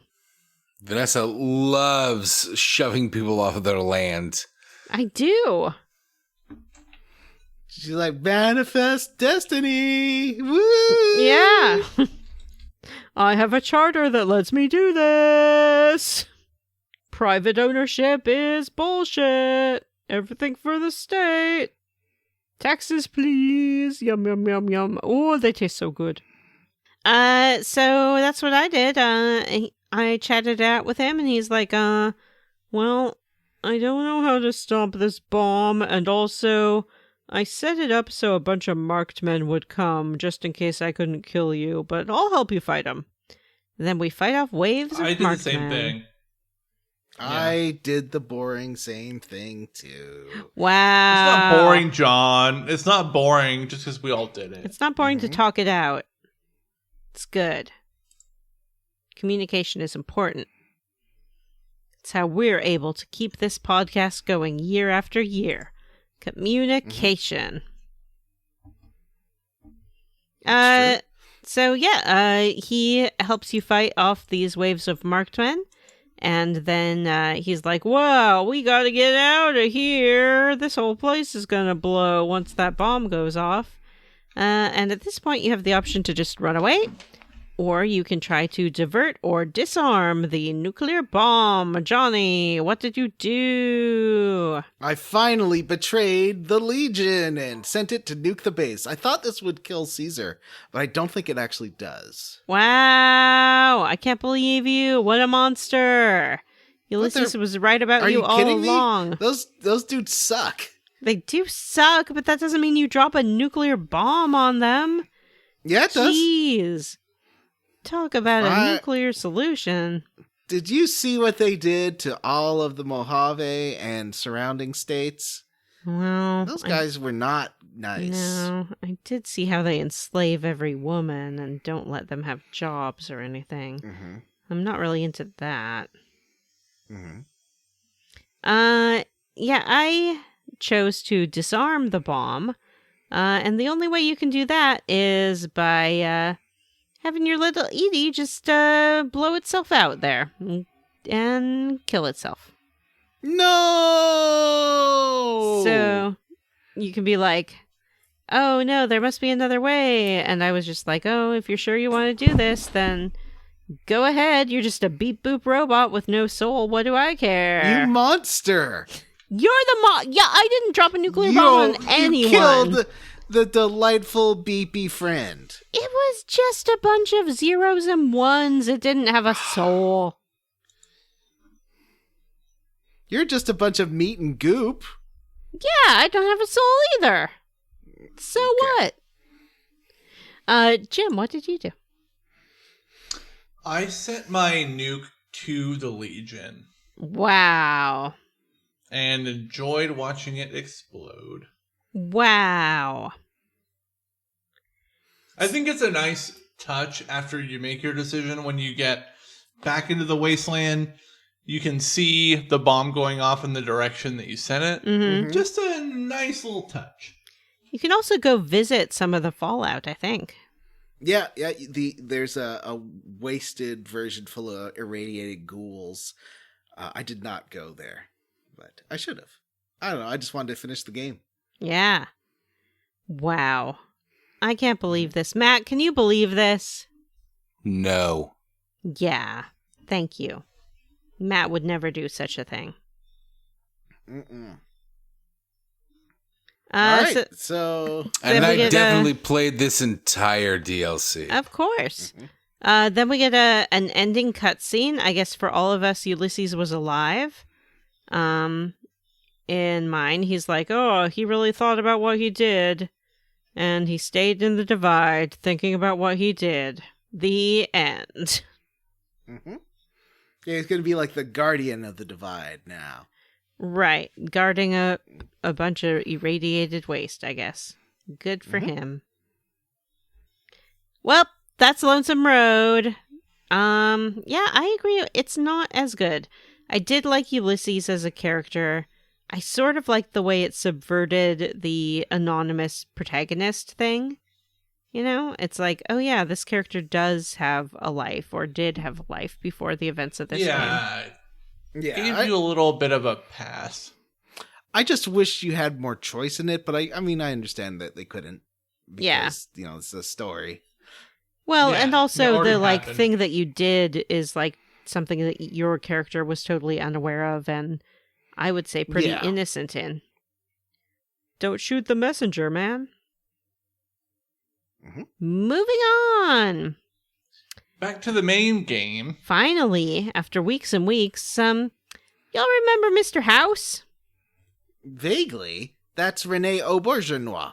That's Or Rene Oda. Aubergenois. In Spanish, they would call him Senor Casa. Mm-hmm. Well, yes, very good. when I got back to like the main quest, the NCR was like, "Hey, you know that Mr. House guy? Could you, remove him from the equation? Could you just make sure he's not going to interfere with our very good NCR plans? Can you go, just a little snip, snip, how is your father? Just heave-ho, send him packing, Mr. House Guy, could you please? Kaisar asked me to do the same thing, too. Who did? Kaisar? Oh, you've been Yeah. talking to him, huh? Well, that was before I irradiated his camp. Right. I failed that mission. Matt, anyone talk to you about Mr. House? No. Really? Jim? Anyone talk to you about Mr. House? I have a confession to make. I didn't play the end of the game. Wow. Did you finish? You finished the game, though, didn't you, Matt? I played Yeah, all the I did. DLCs, but did not finish the main campaign. Don't you pretty much have to kill Mr. House? Or Not side if with you're him? working Yes. for Mr. House. Oh, so you sided with Mr. House.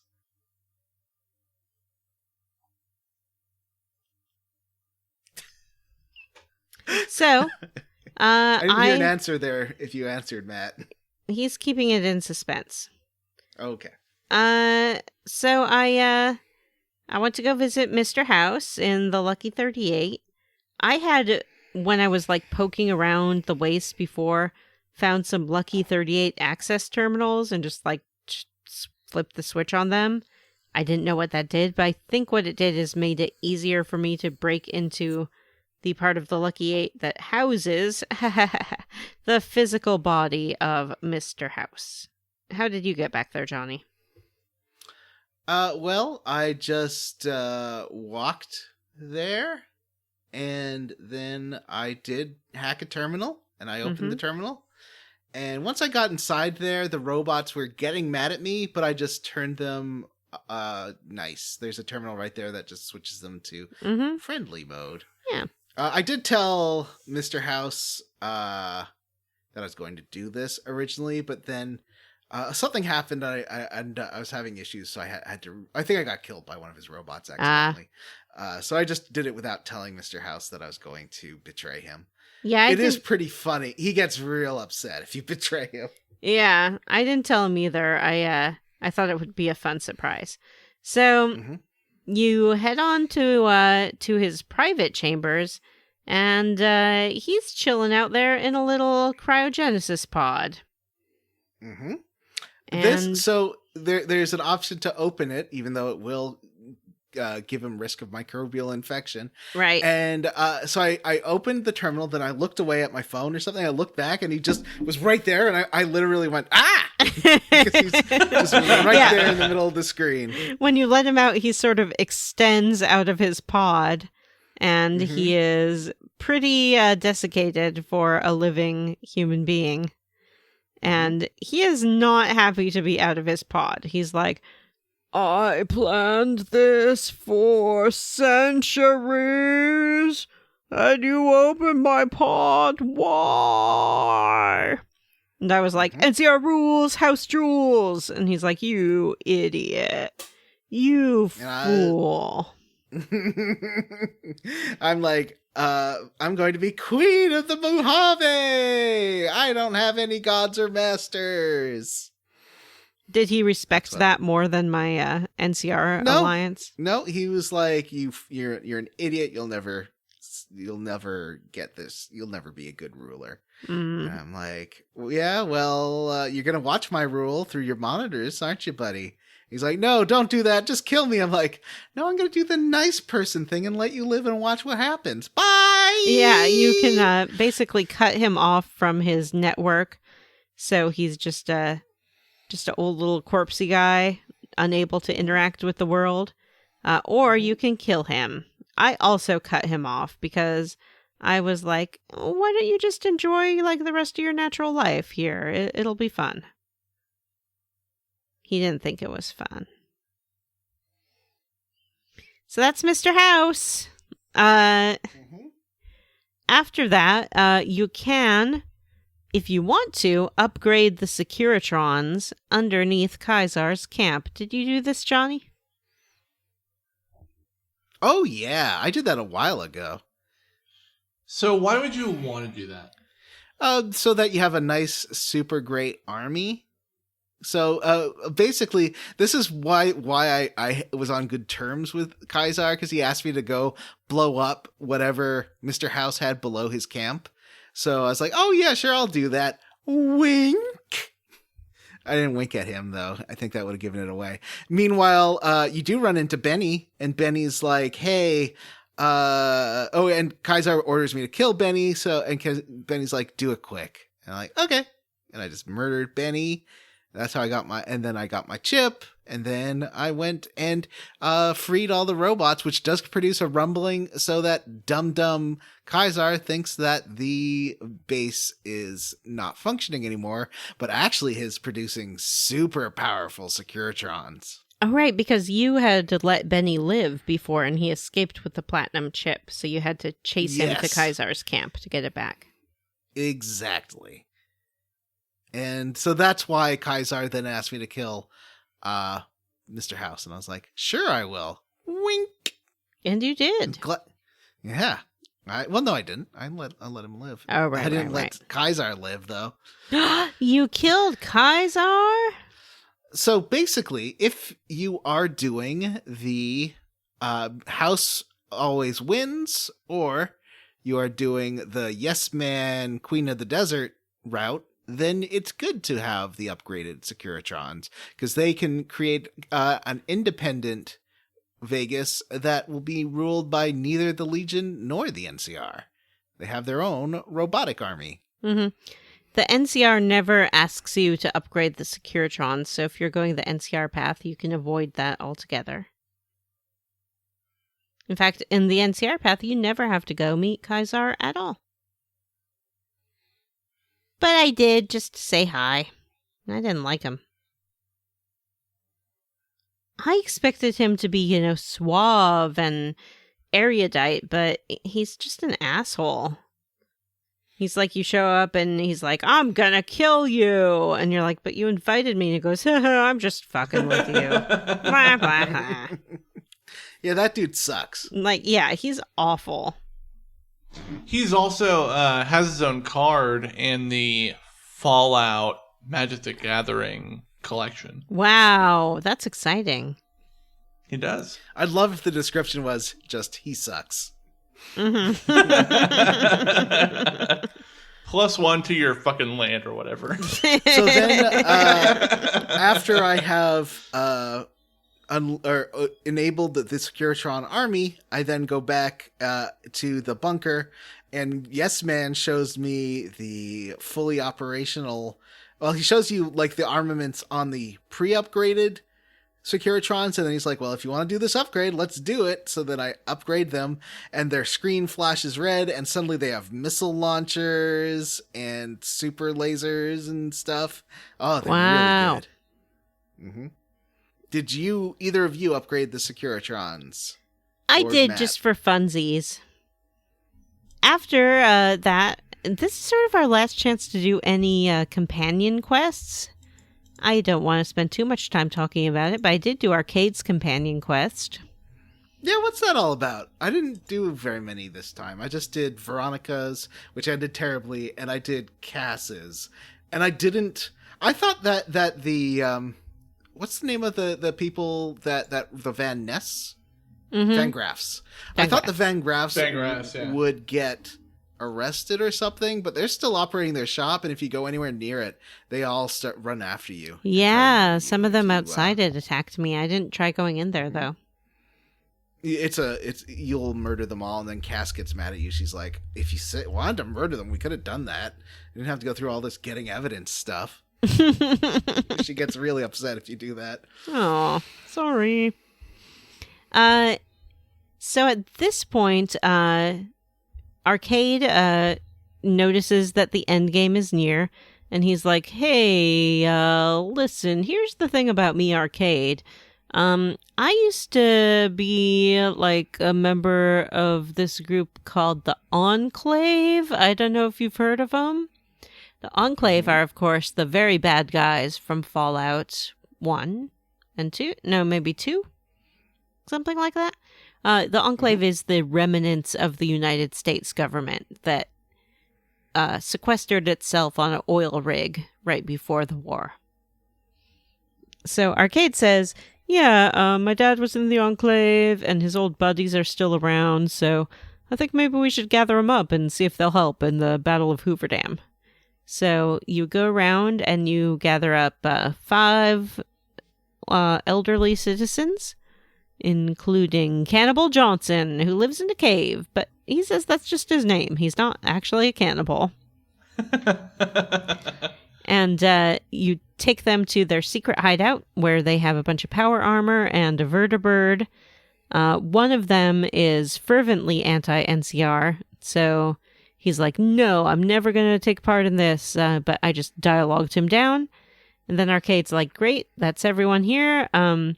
So what do you think I should do? I can either, maybe I should join them and be like a power armor fighting guy. But then again, there's going to be a lot of casualties and during the battle, so maybe I should go back to the fort and be a doctor. And I was like, you go be a doctor, bud. Like, that's who you are. Just go back to your little fort. And he's like, okay, you can have my power armor. Goodbye. And then he leaves as a companion forever. Oh, wow. Yeah. He's like, I'm done with this. He didn't like being a doctor, though. He said he had bad bedside manner. Yeah, but I don't think he'd like being a soldier either, really. And so, this year... Is the NCR good? Well... Is America good, Jim? Yeah. Well, so, when we're talking about the ending, I feel like there's not a real good ending to this game. No, there is, and I like that. I like that there's no golden path. I do too. Yeah, it really depends on what you think your personal philosophy is. I do remember once talking to a very young person. I think he was probably 20 or something at the time. And he's like, oh, I think the Legion ending is like the most honest about how people really are. And I was like, kid, I hope you change your mind. That's very cynical. It was. Yeah, that's way cynical. Yeah. Yikes.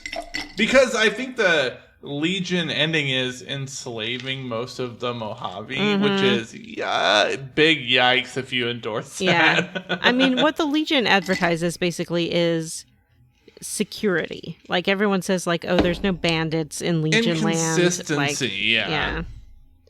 But it can only last for so long. People can't be repressed forever. No, and in fact, if you do the Legion ending, it really implies that after Caesar's death, the whole thing falls apart anyway.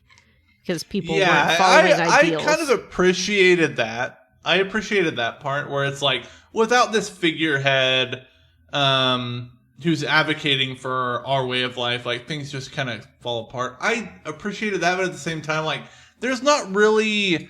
Even the independent option is kind of bleak. So it's... I don't know.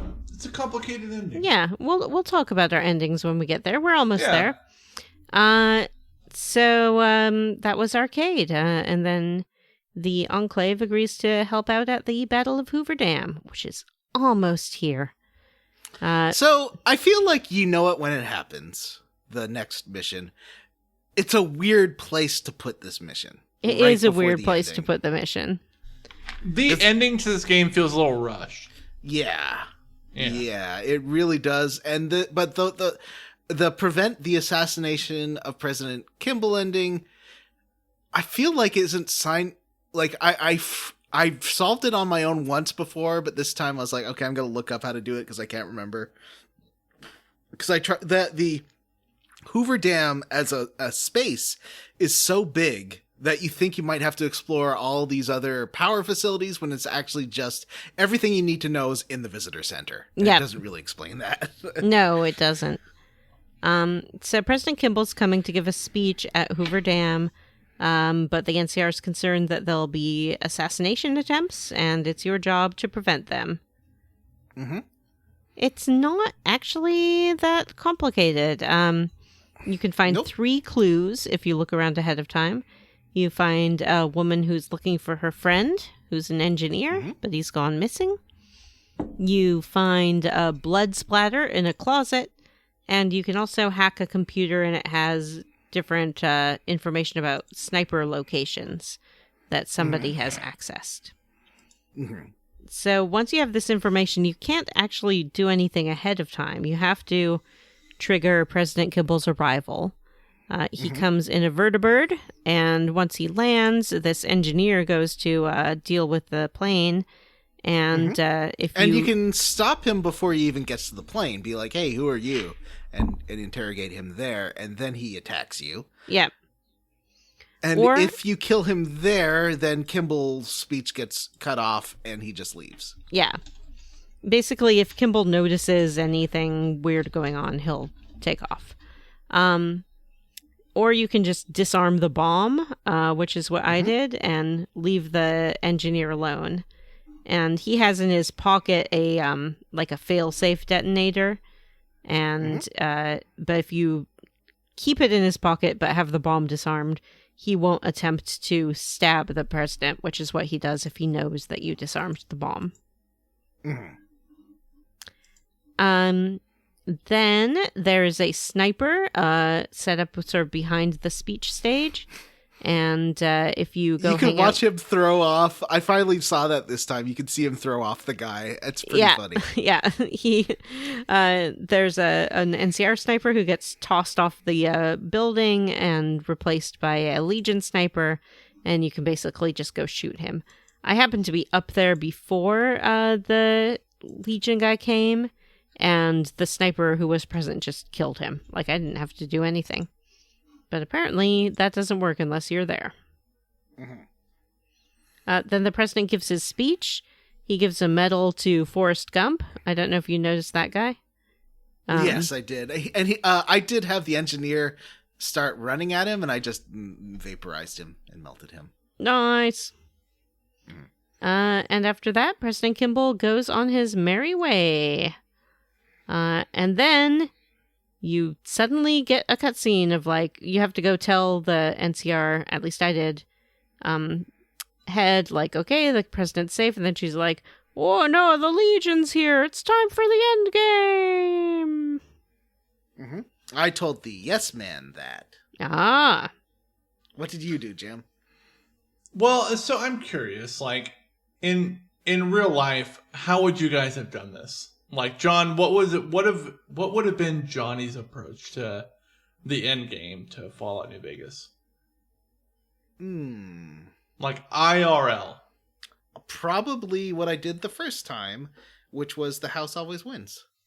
I thought that Mr. House was a better ruler than the NCR or Legion was. So I got the ending. If you side with him, basically, you bring out all the Securitrons, you stop the fighting on both sides, you tell them both to leave, and you become sort of Mr. House's conscience, so to allow more liberty, and he softens up and becomes a pretty good ruler of New Vegas.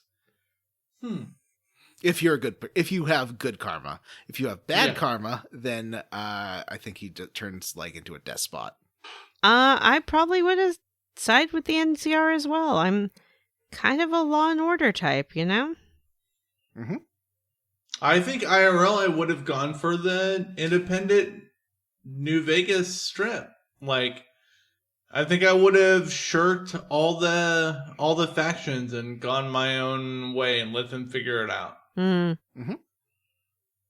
But you know, California. I don't know.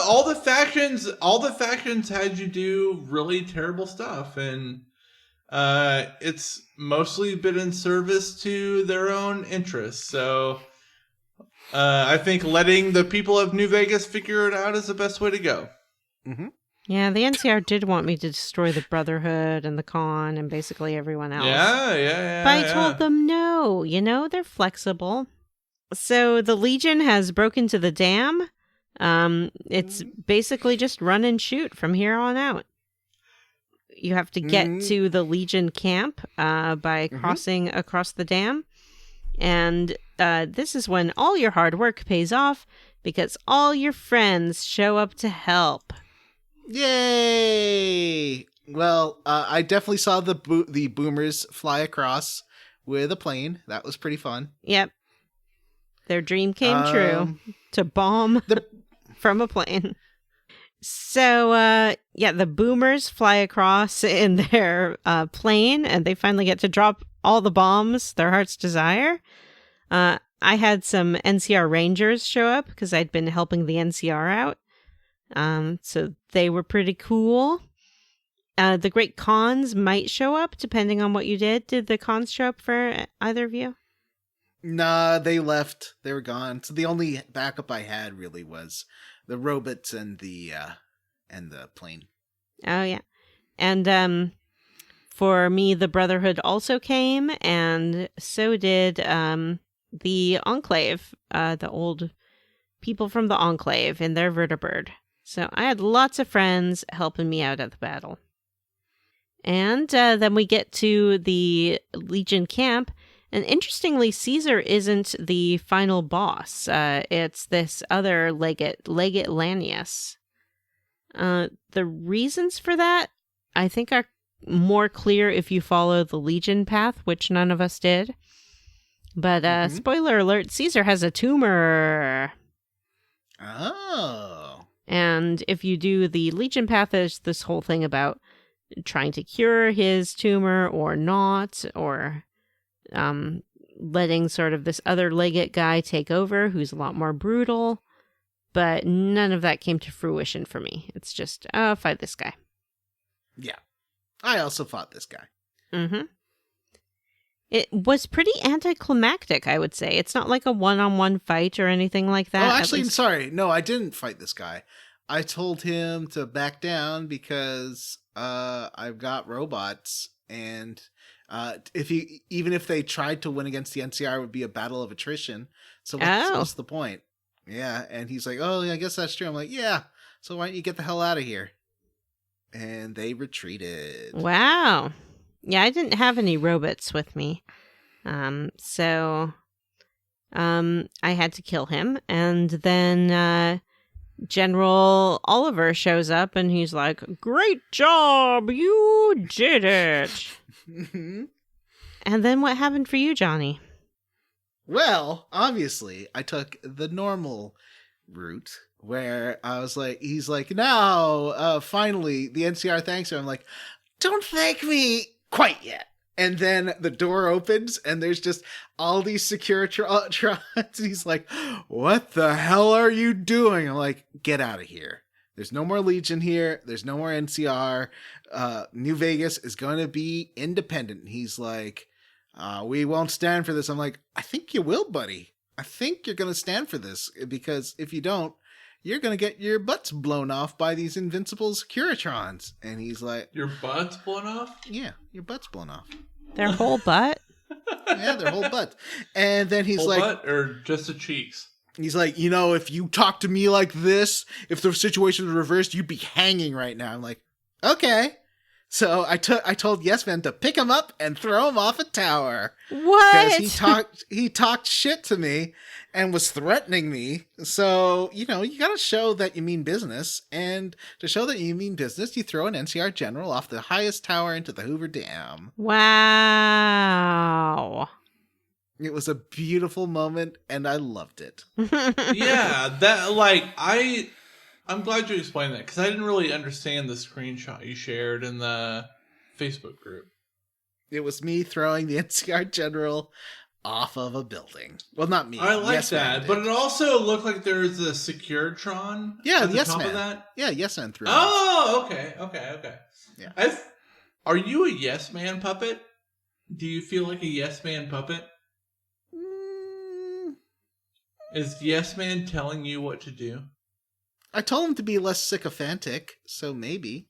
I feel like That's the ending kind of implies that maybe Yes Man is not quite the Yes Man he claims to be. Yeah, Yes. that's kind of the darker side of your ending, I think, John. Is that, like, you think you're being independent and you're directing Yes Man, but I think Yes Man influenced what you did a little bit. And that's why I think the end of this game is really cool. He says he's going to disappear for a while and come back and be more powerful and less sycophantic. That doesn't sound good. No, I thought he was just going to be my new upgraded buddy.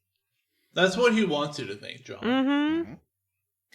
Mm-hmm. Well, for me, no robots, no yes men, just the NCR, and things for the Wasteland turned out great after that.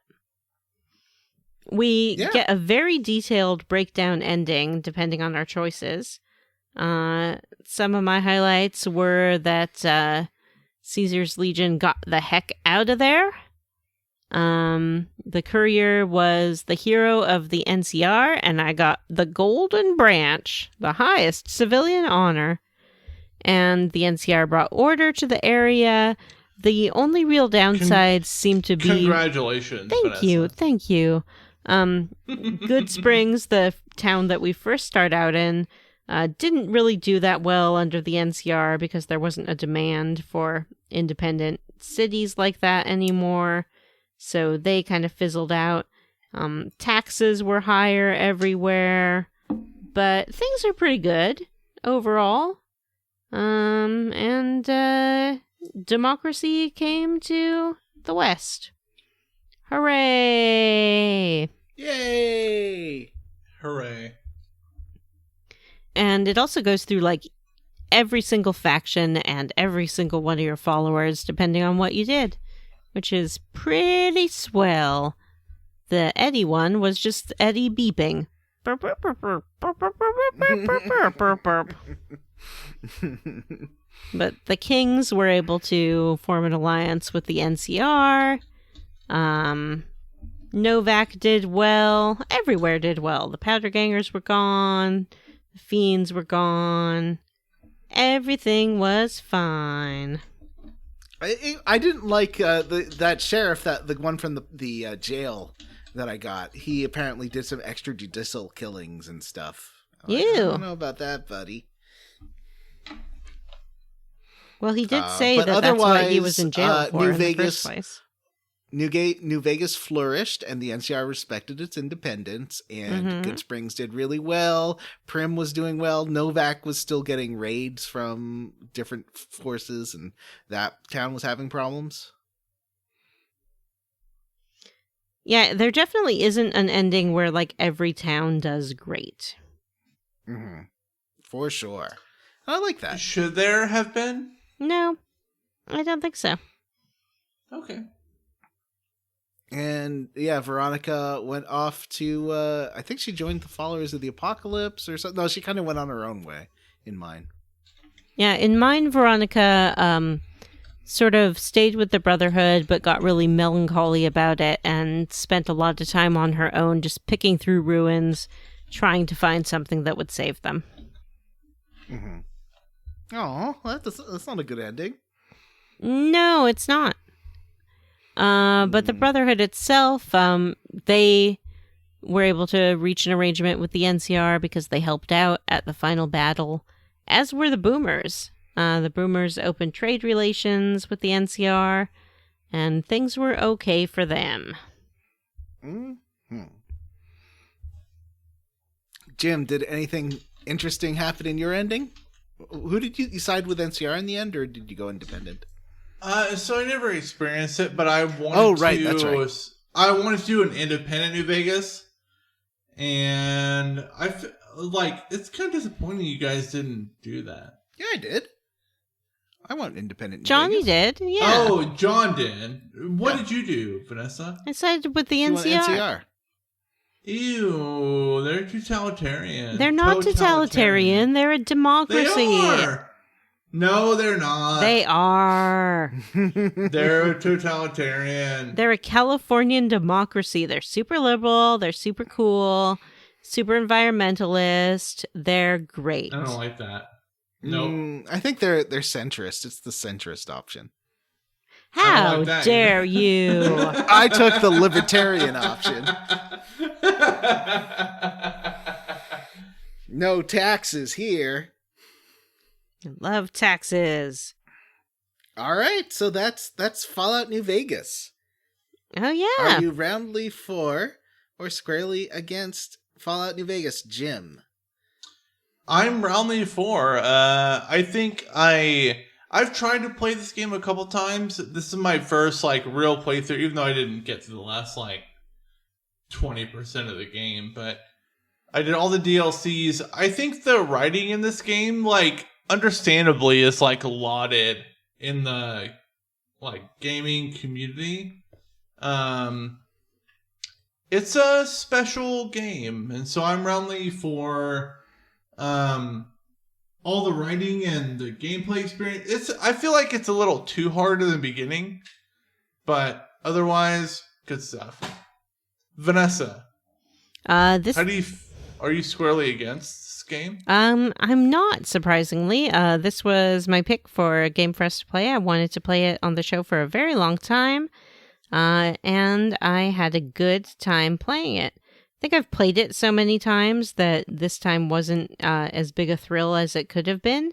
Maybe I could have done something different, but once I start getting into it, I'm just I love that NCR. I love raising taxes on those wastelanders. It's just great. I enjoyed it.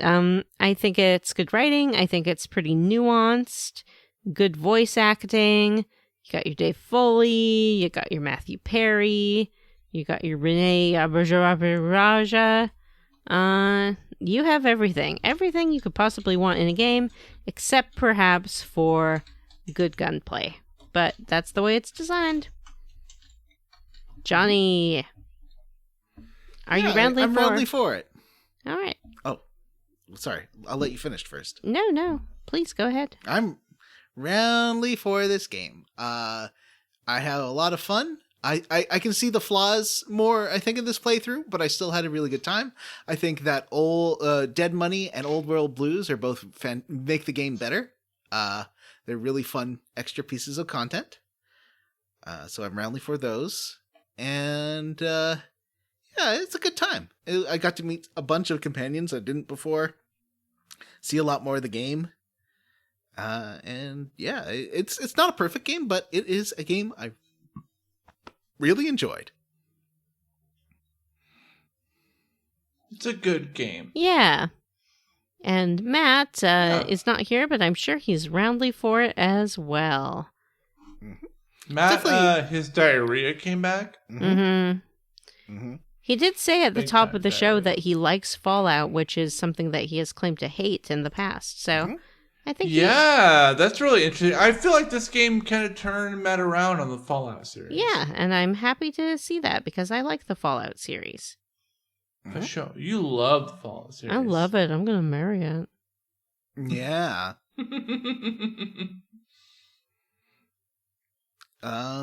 Well, where are we playing to next time on Matthew's game?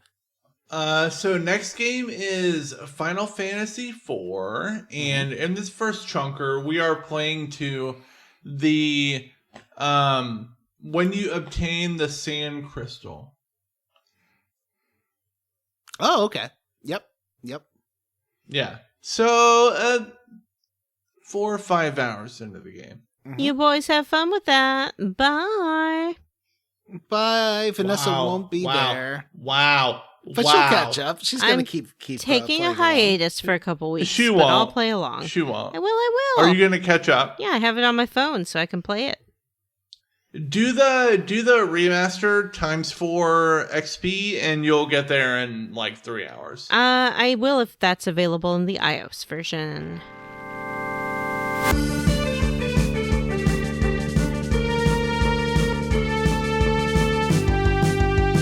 Okay. All right. We did Square League against. I think that's it for this episode of Square Roots. Mm-hmm. You got a Patreon? We did a Patreon plug at the beginning of the episode. That was my Jim's doing the one eye kind of closed, one open thing. I'm really tired. Let's just read the patrons. Drunk, so. Everyone knows what they are. Here we go. Northern Loon, Oh No, Brie Girth, Isaac Wright, and Alfred, Wash in the Wind. Hey, it's me, Imowen. All things begin with new and end with new. Andy Smith, Loafing Around, Joshua Rose, and David Pascal. I'd like to thank Chris Penyak, Tyler Crump, Jerry Schreffler, Ward Childress, Amanda Douglas, RP Siege, Rachel, Daniel Wood. Seattle Sounders will host Club World Cup in 2025. Cameron Shoei, Dr. Fine, see everyone's name, and Keesby Knight. I'd like to thank Robert T. Hang it up. Chris, Ryan Schmidt, Eduardo Franco, Sol Wagner, Anthony Cruz, New California Republican, These Nuts, Chris Sasaki, Vanessa's Mom Keeps Negging You on the Radio, Orcus the Great, and Chris Parsons. Who wants to do the last And one? I'd like to thank... Oh, sorry, go ahead. I said, who wants to do the last one? Oh, I'll do it. I'd like to thank Omen Rand, Matt, insert clever name here, Jorgensen. Let's call him Daddy. Congratulations. Yeah. Yeah, Daddy Matt Daddy Jorgensen. Jorgensen. Matt Daddy Jorgensen. Final Fantasy 16 was kind of bad. Agreed. Adam H, Oh, wow. The Big Empty. Sexy Grandma's Retirement Home. Mostly Rational Person. Mary Queen of Scoffs, the Square Roots Podcast at gmail.com. Hudson Roth, Aaron, I'd rather not live my life as sheep met a little. Johnessa Van Banks. Ooh. And Ron. All right, that's it for this episode tonight. You can send us an email to have read on the air at squarerootspodcast@gmail.com. Come see us at our Facebook group, the Square Roots Podcast Group for smart, cool, very attractive people. Or find us on Blue Sky at squarerootspod.bsky.social. Please rate, review, and subscribe on iTunes, Ghana, wherever you listen to podcasts. Thanks to Stephen Morris for our Square Roots theme. You can find Stephen on Twitter as Beige on Beige and on YouTube. Links in the show notes. He's also on Blue Sky. For Square Roots, I am Jim Banks. I'm Matthew Sleepy Boy Van Zant. I'm Johnny Wake Up Brandon. Bye. Wait, what about Vanessa? What about Vanessa? I'm Vanessa. Bye.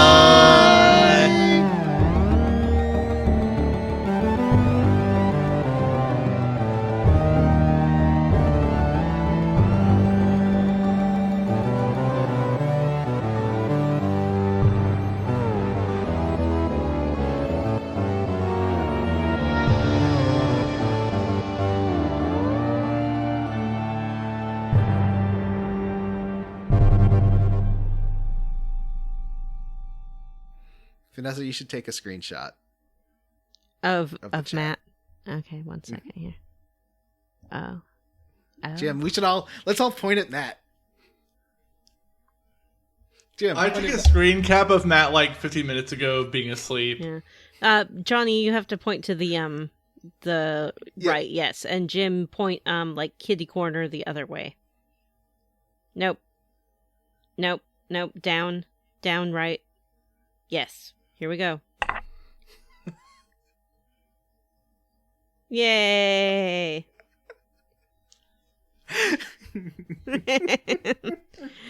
Aww. I saw Matt fading earlier and I took a photo. Poor buddy. Mm-hmm. I didn't take a proper screenshot. I took a picture with my phone. It's okay. It's fine. So we Matt's just like DOA. I know. Man, I hope he's not actually dead because that would make it really crass what we just did. That'd be dark. This can be like his memorial picture. Well, they'll play this episode as eulogy. Yeah. Oh man, I've fucking never downtown Brown, all that. Oh no, this is going at the end. He died doing what he loved. Mm-hmm. I've never fallen asleep like that in my life. No, I can't. I wish I can't could. even imagine falling asleep sitting up. Yeah, He just moved, so I think it's okay. Okay. I mean, Matt, give us a sign. Proof of life.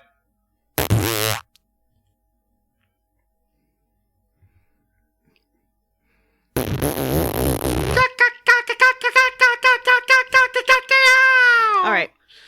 let's not wake up Matt. Let's let him sleep. Okay. None of you picked up on my good farts is approve of life joke, man. So,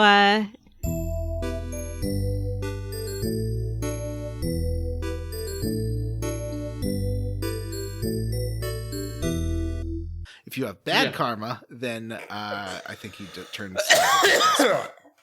Oh, jeez. yeah. Ugh. He's fine. Yeah. Oh no, he's asleep again. Yeah.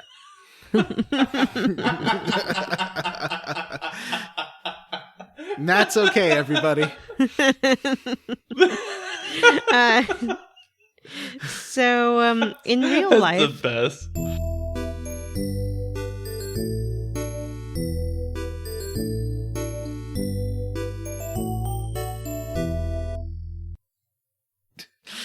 Do you want to go to bed? Yeah, I do. Did I fall asleep?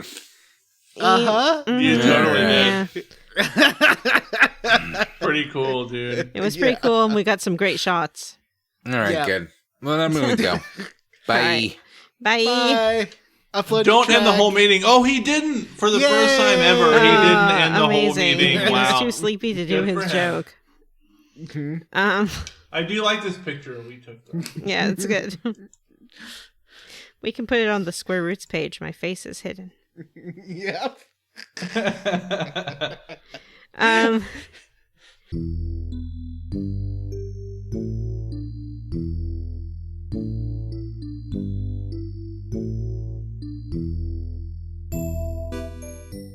George Washington famously had dreads.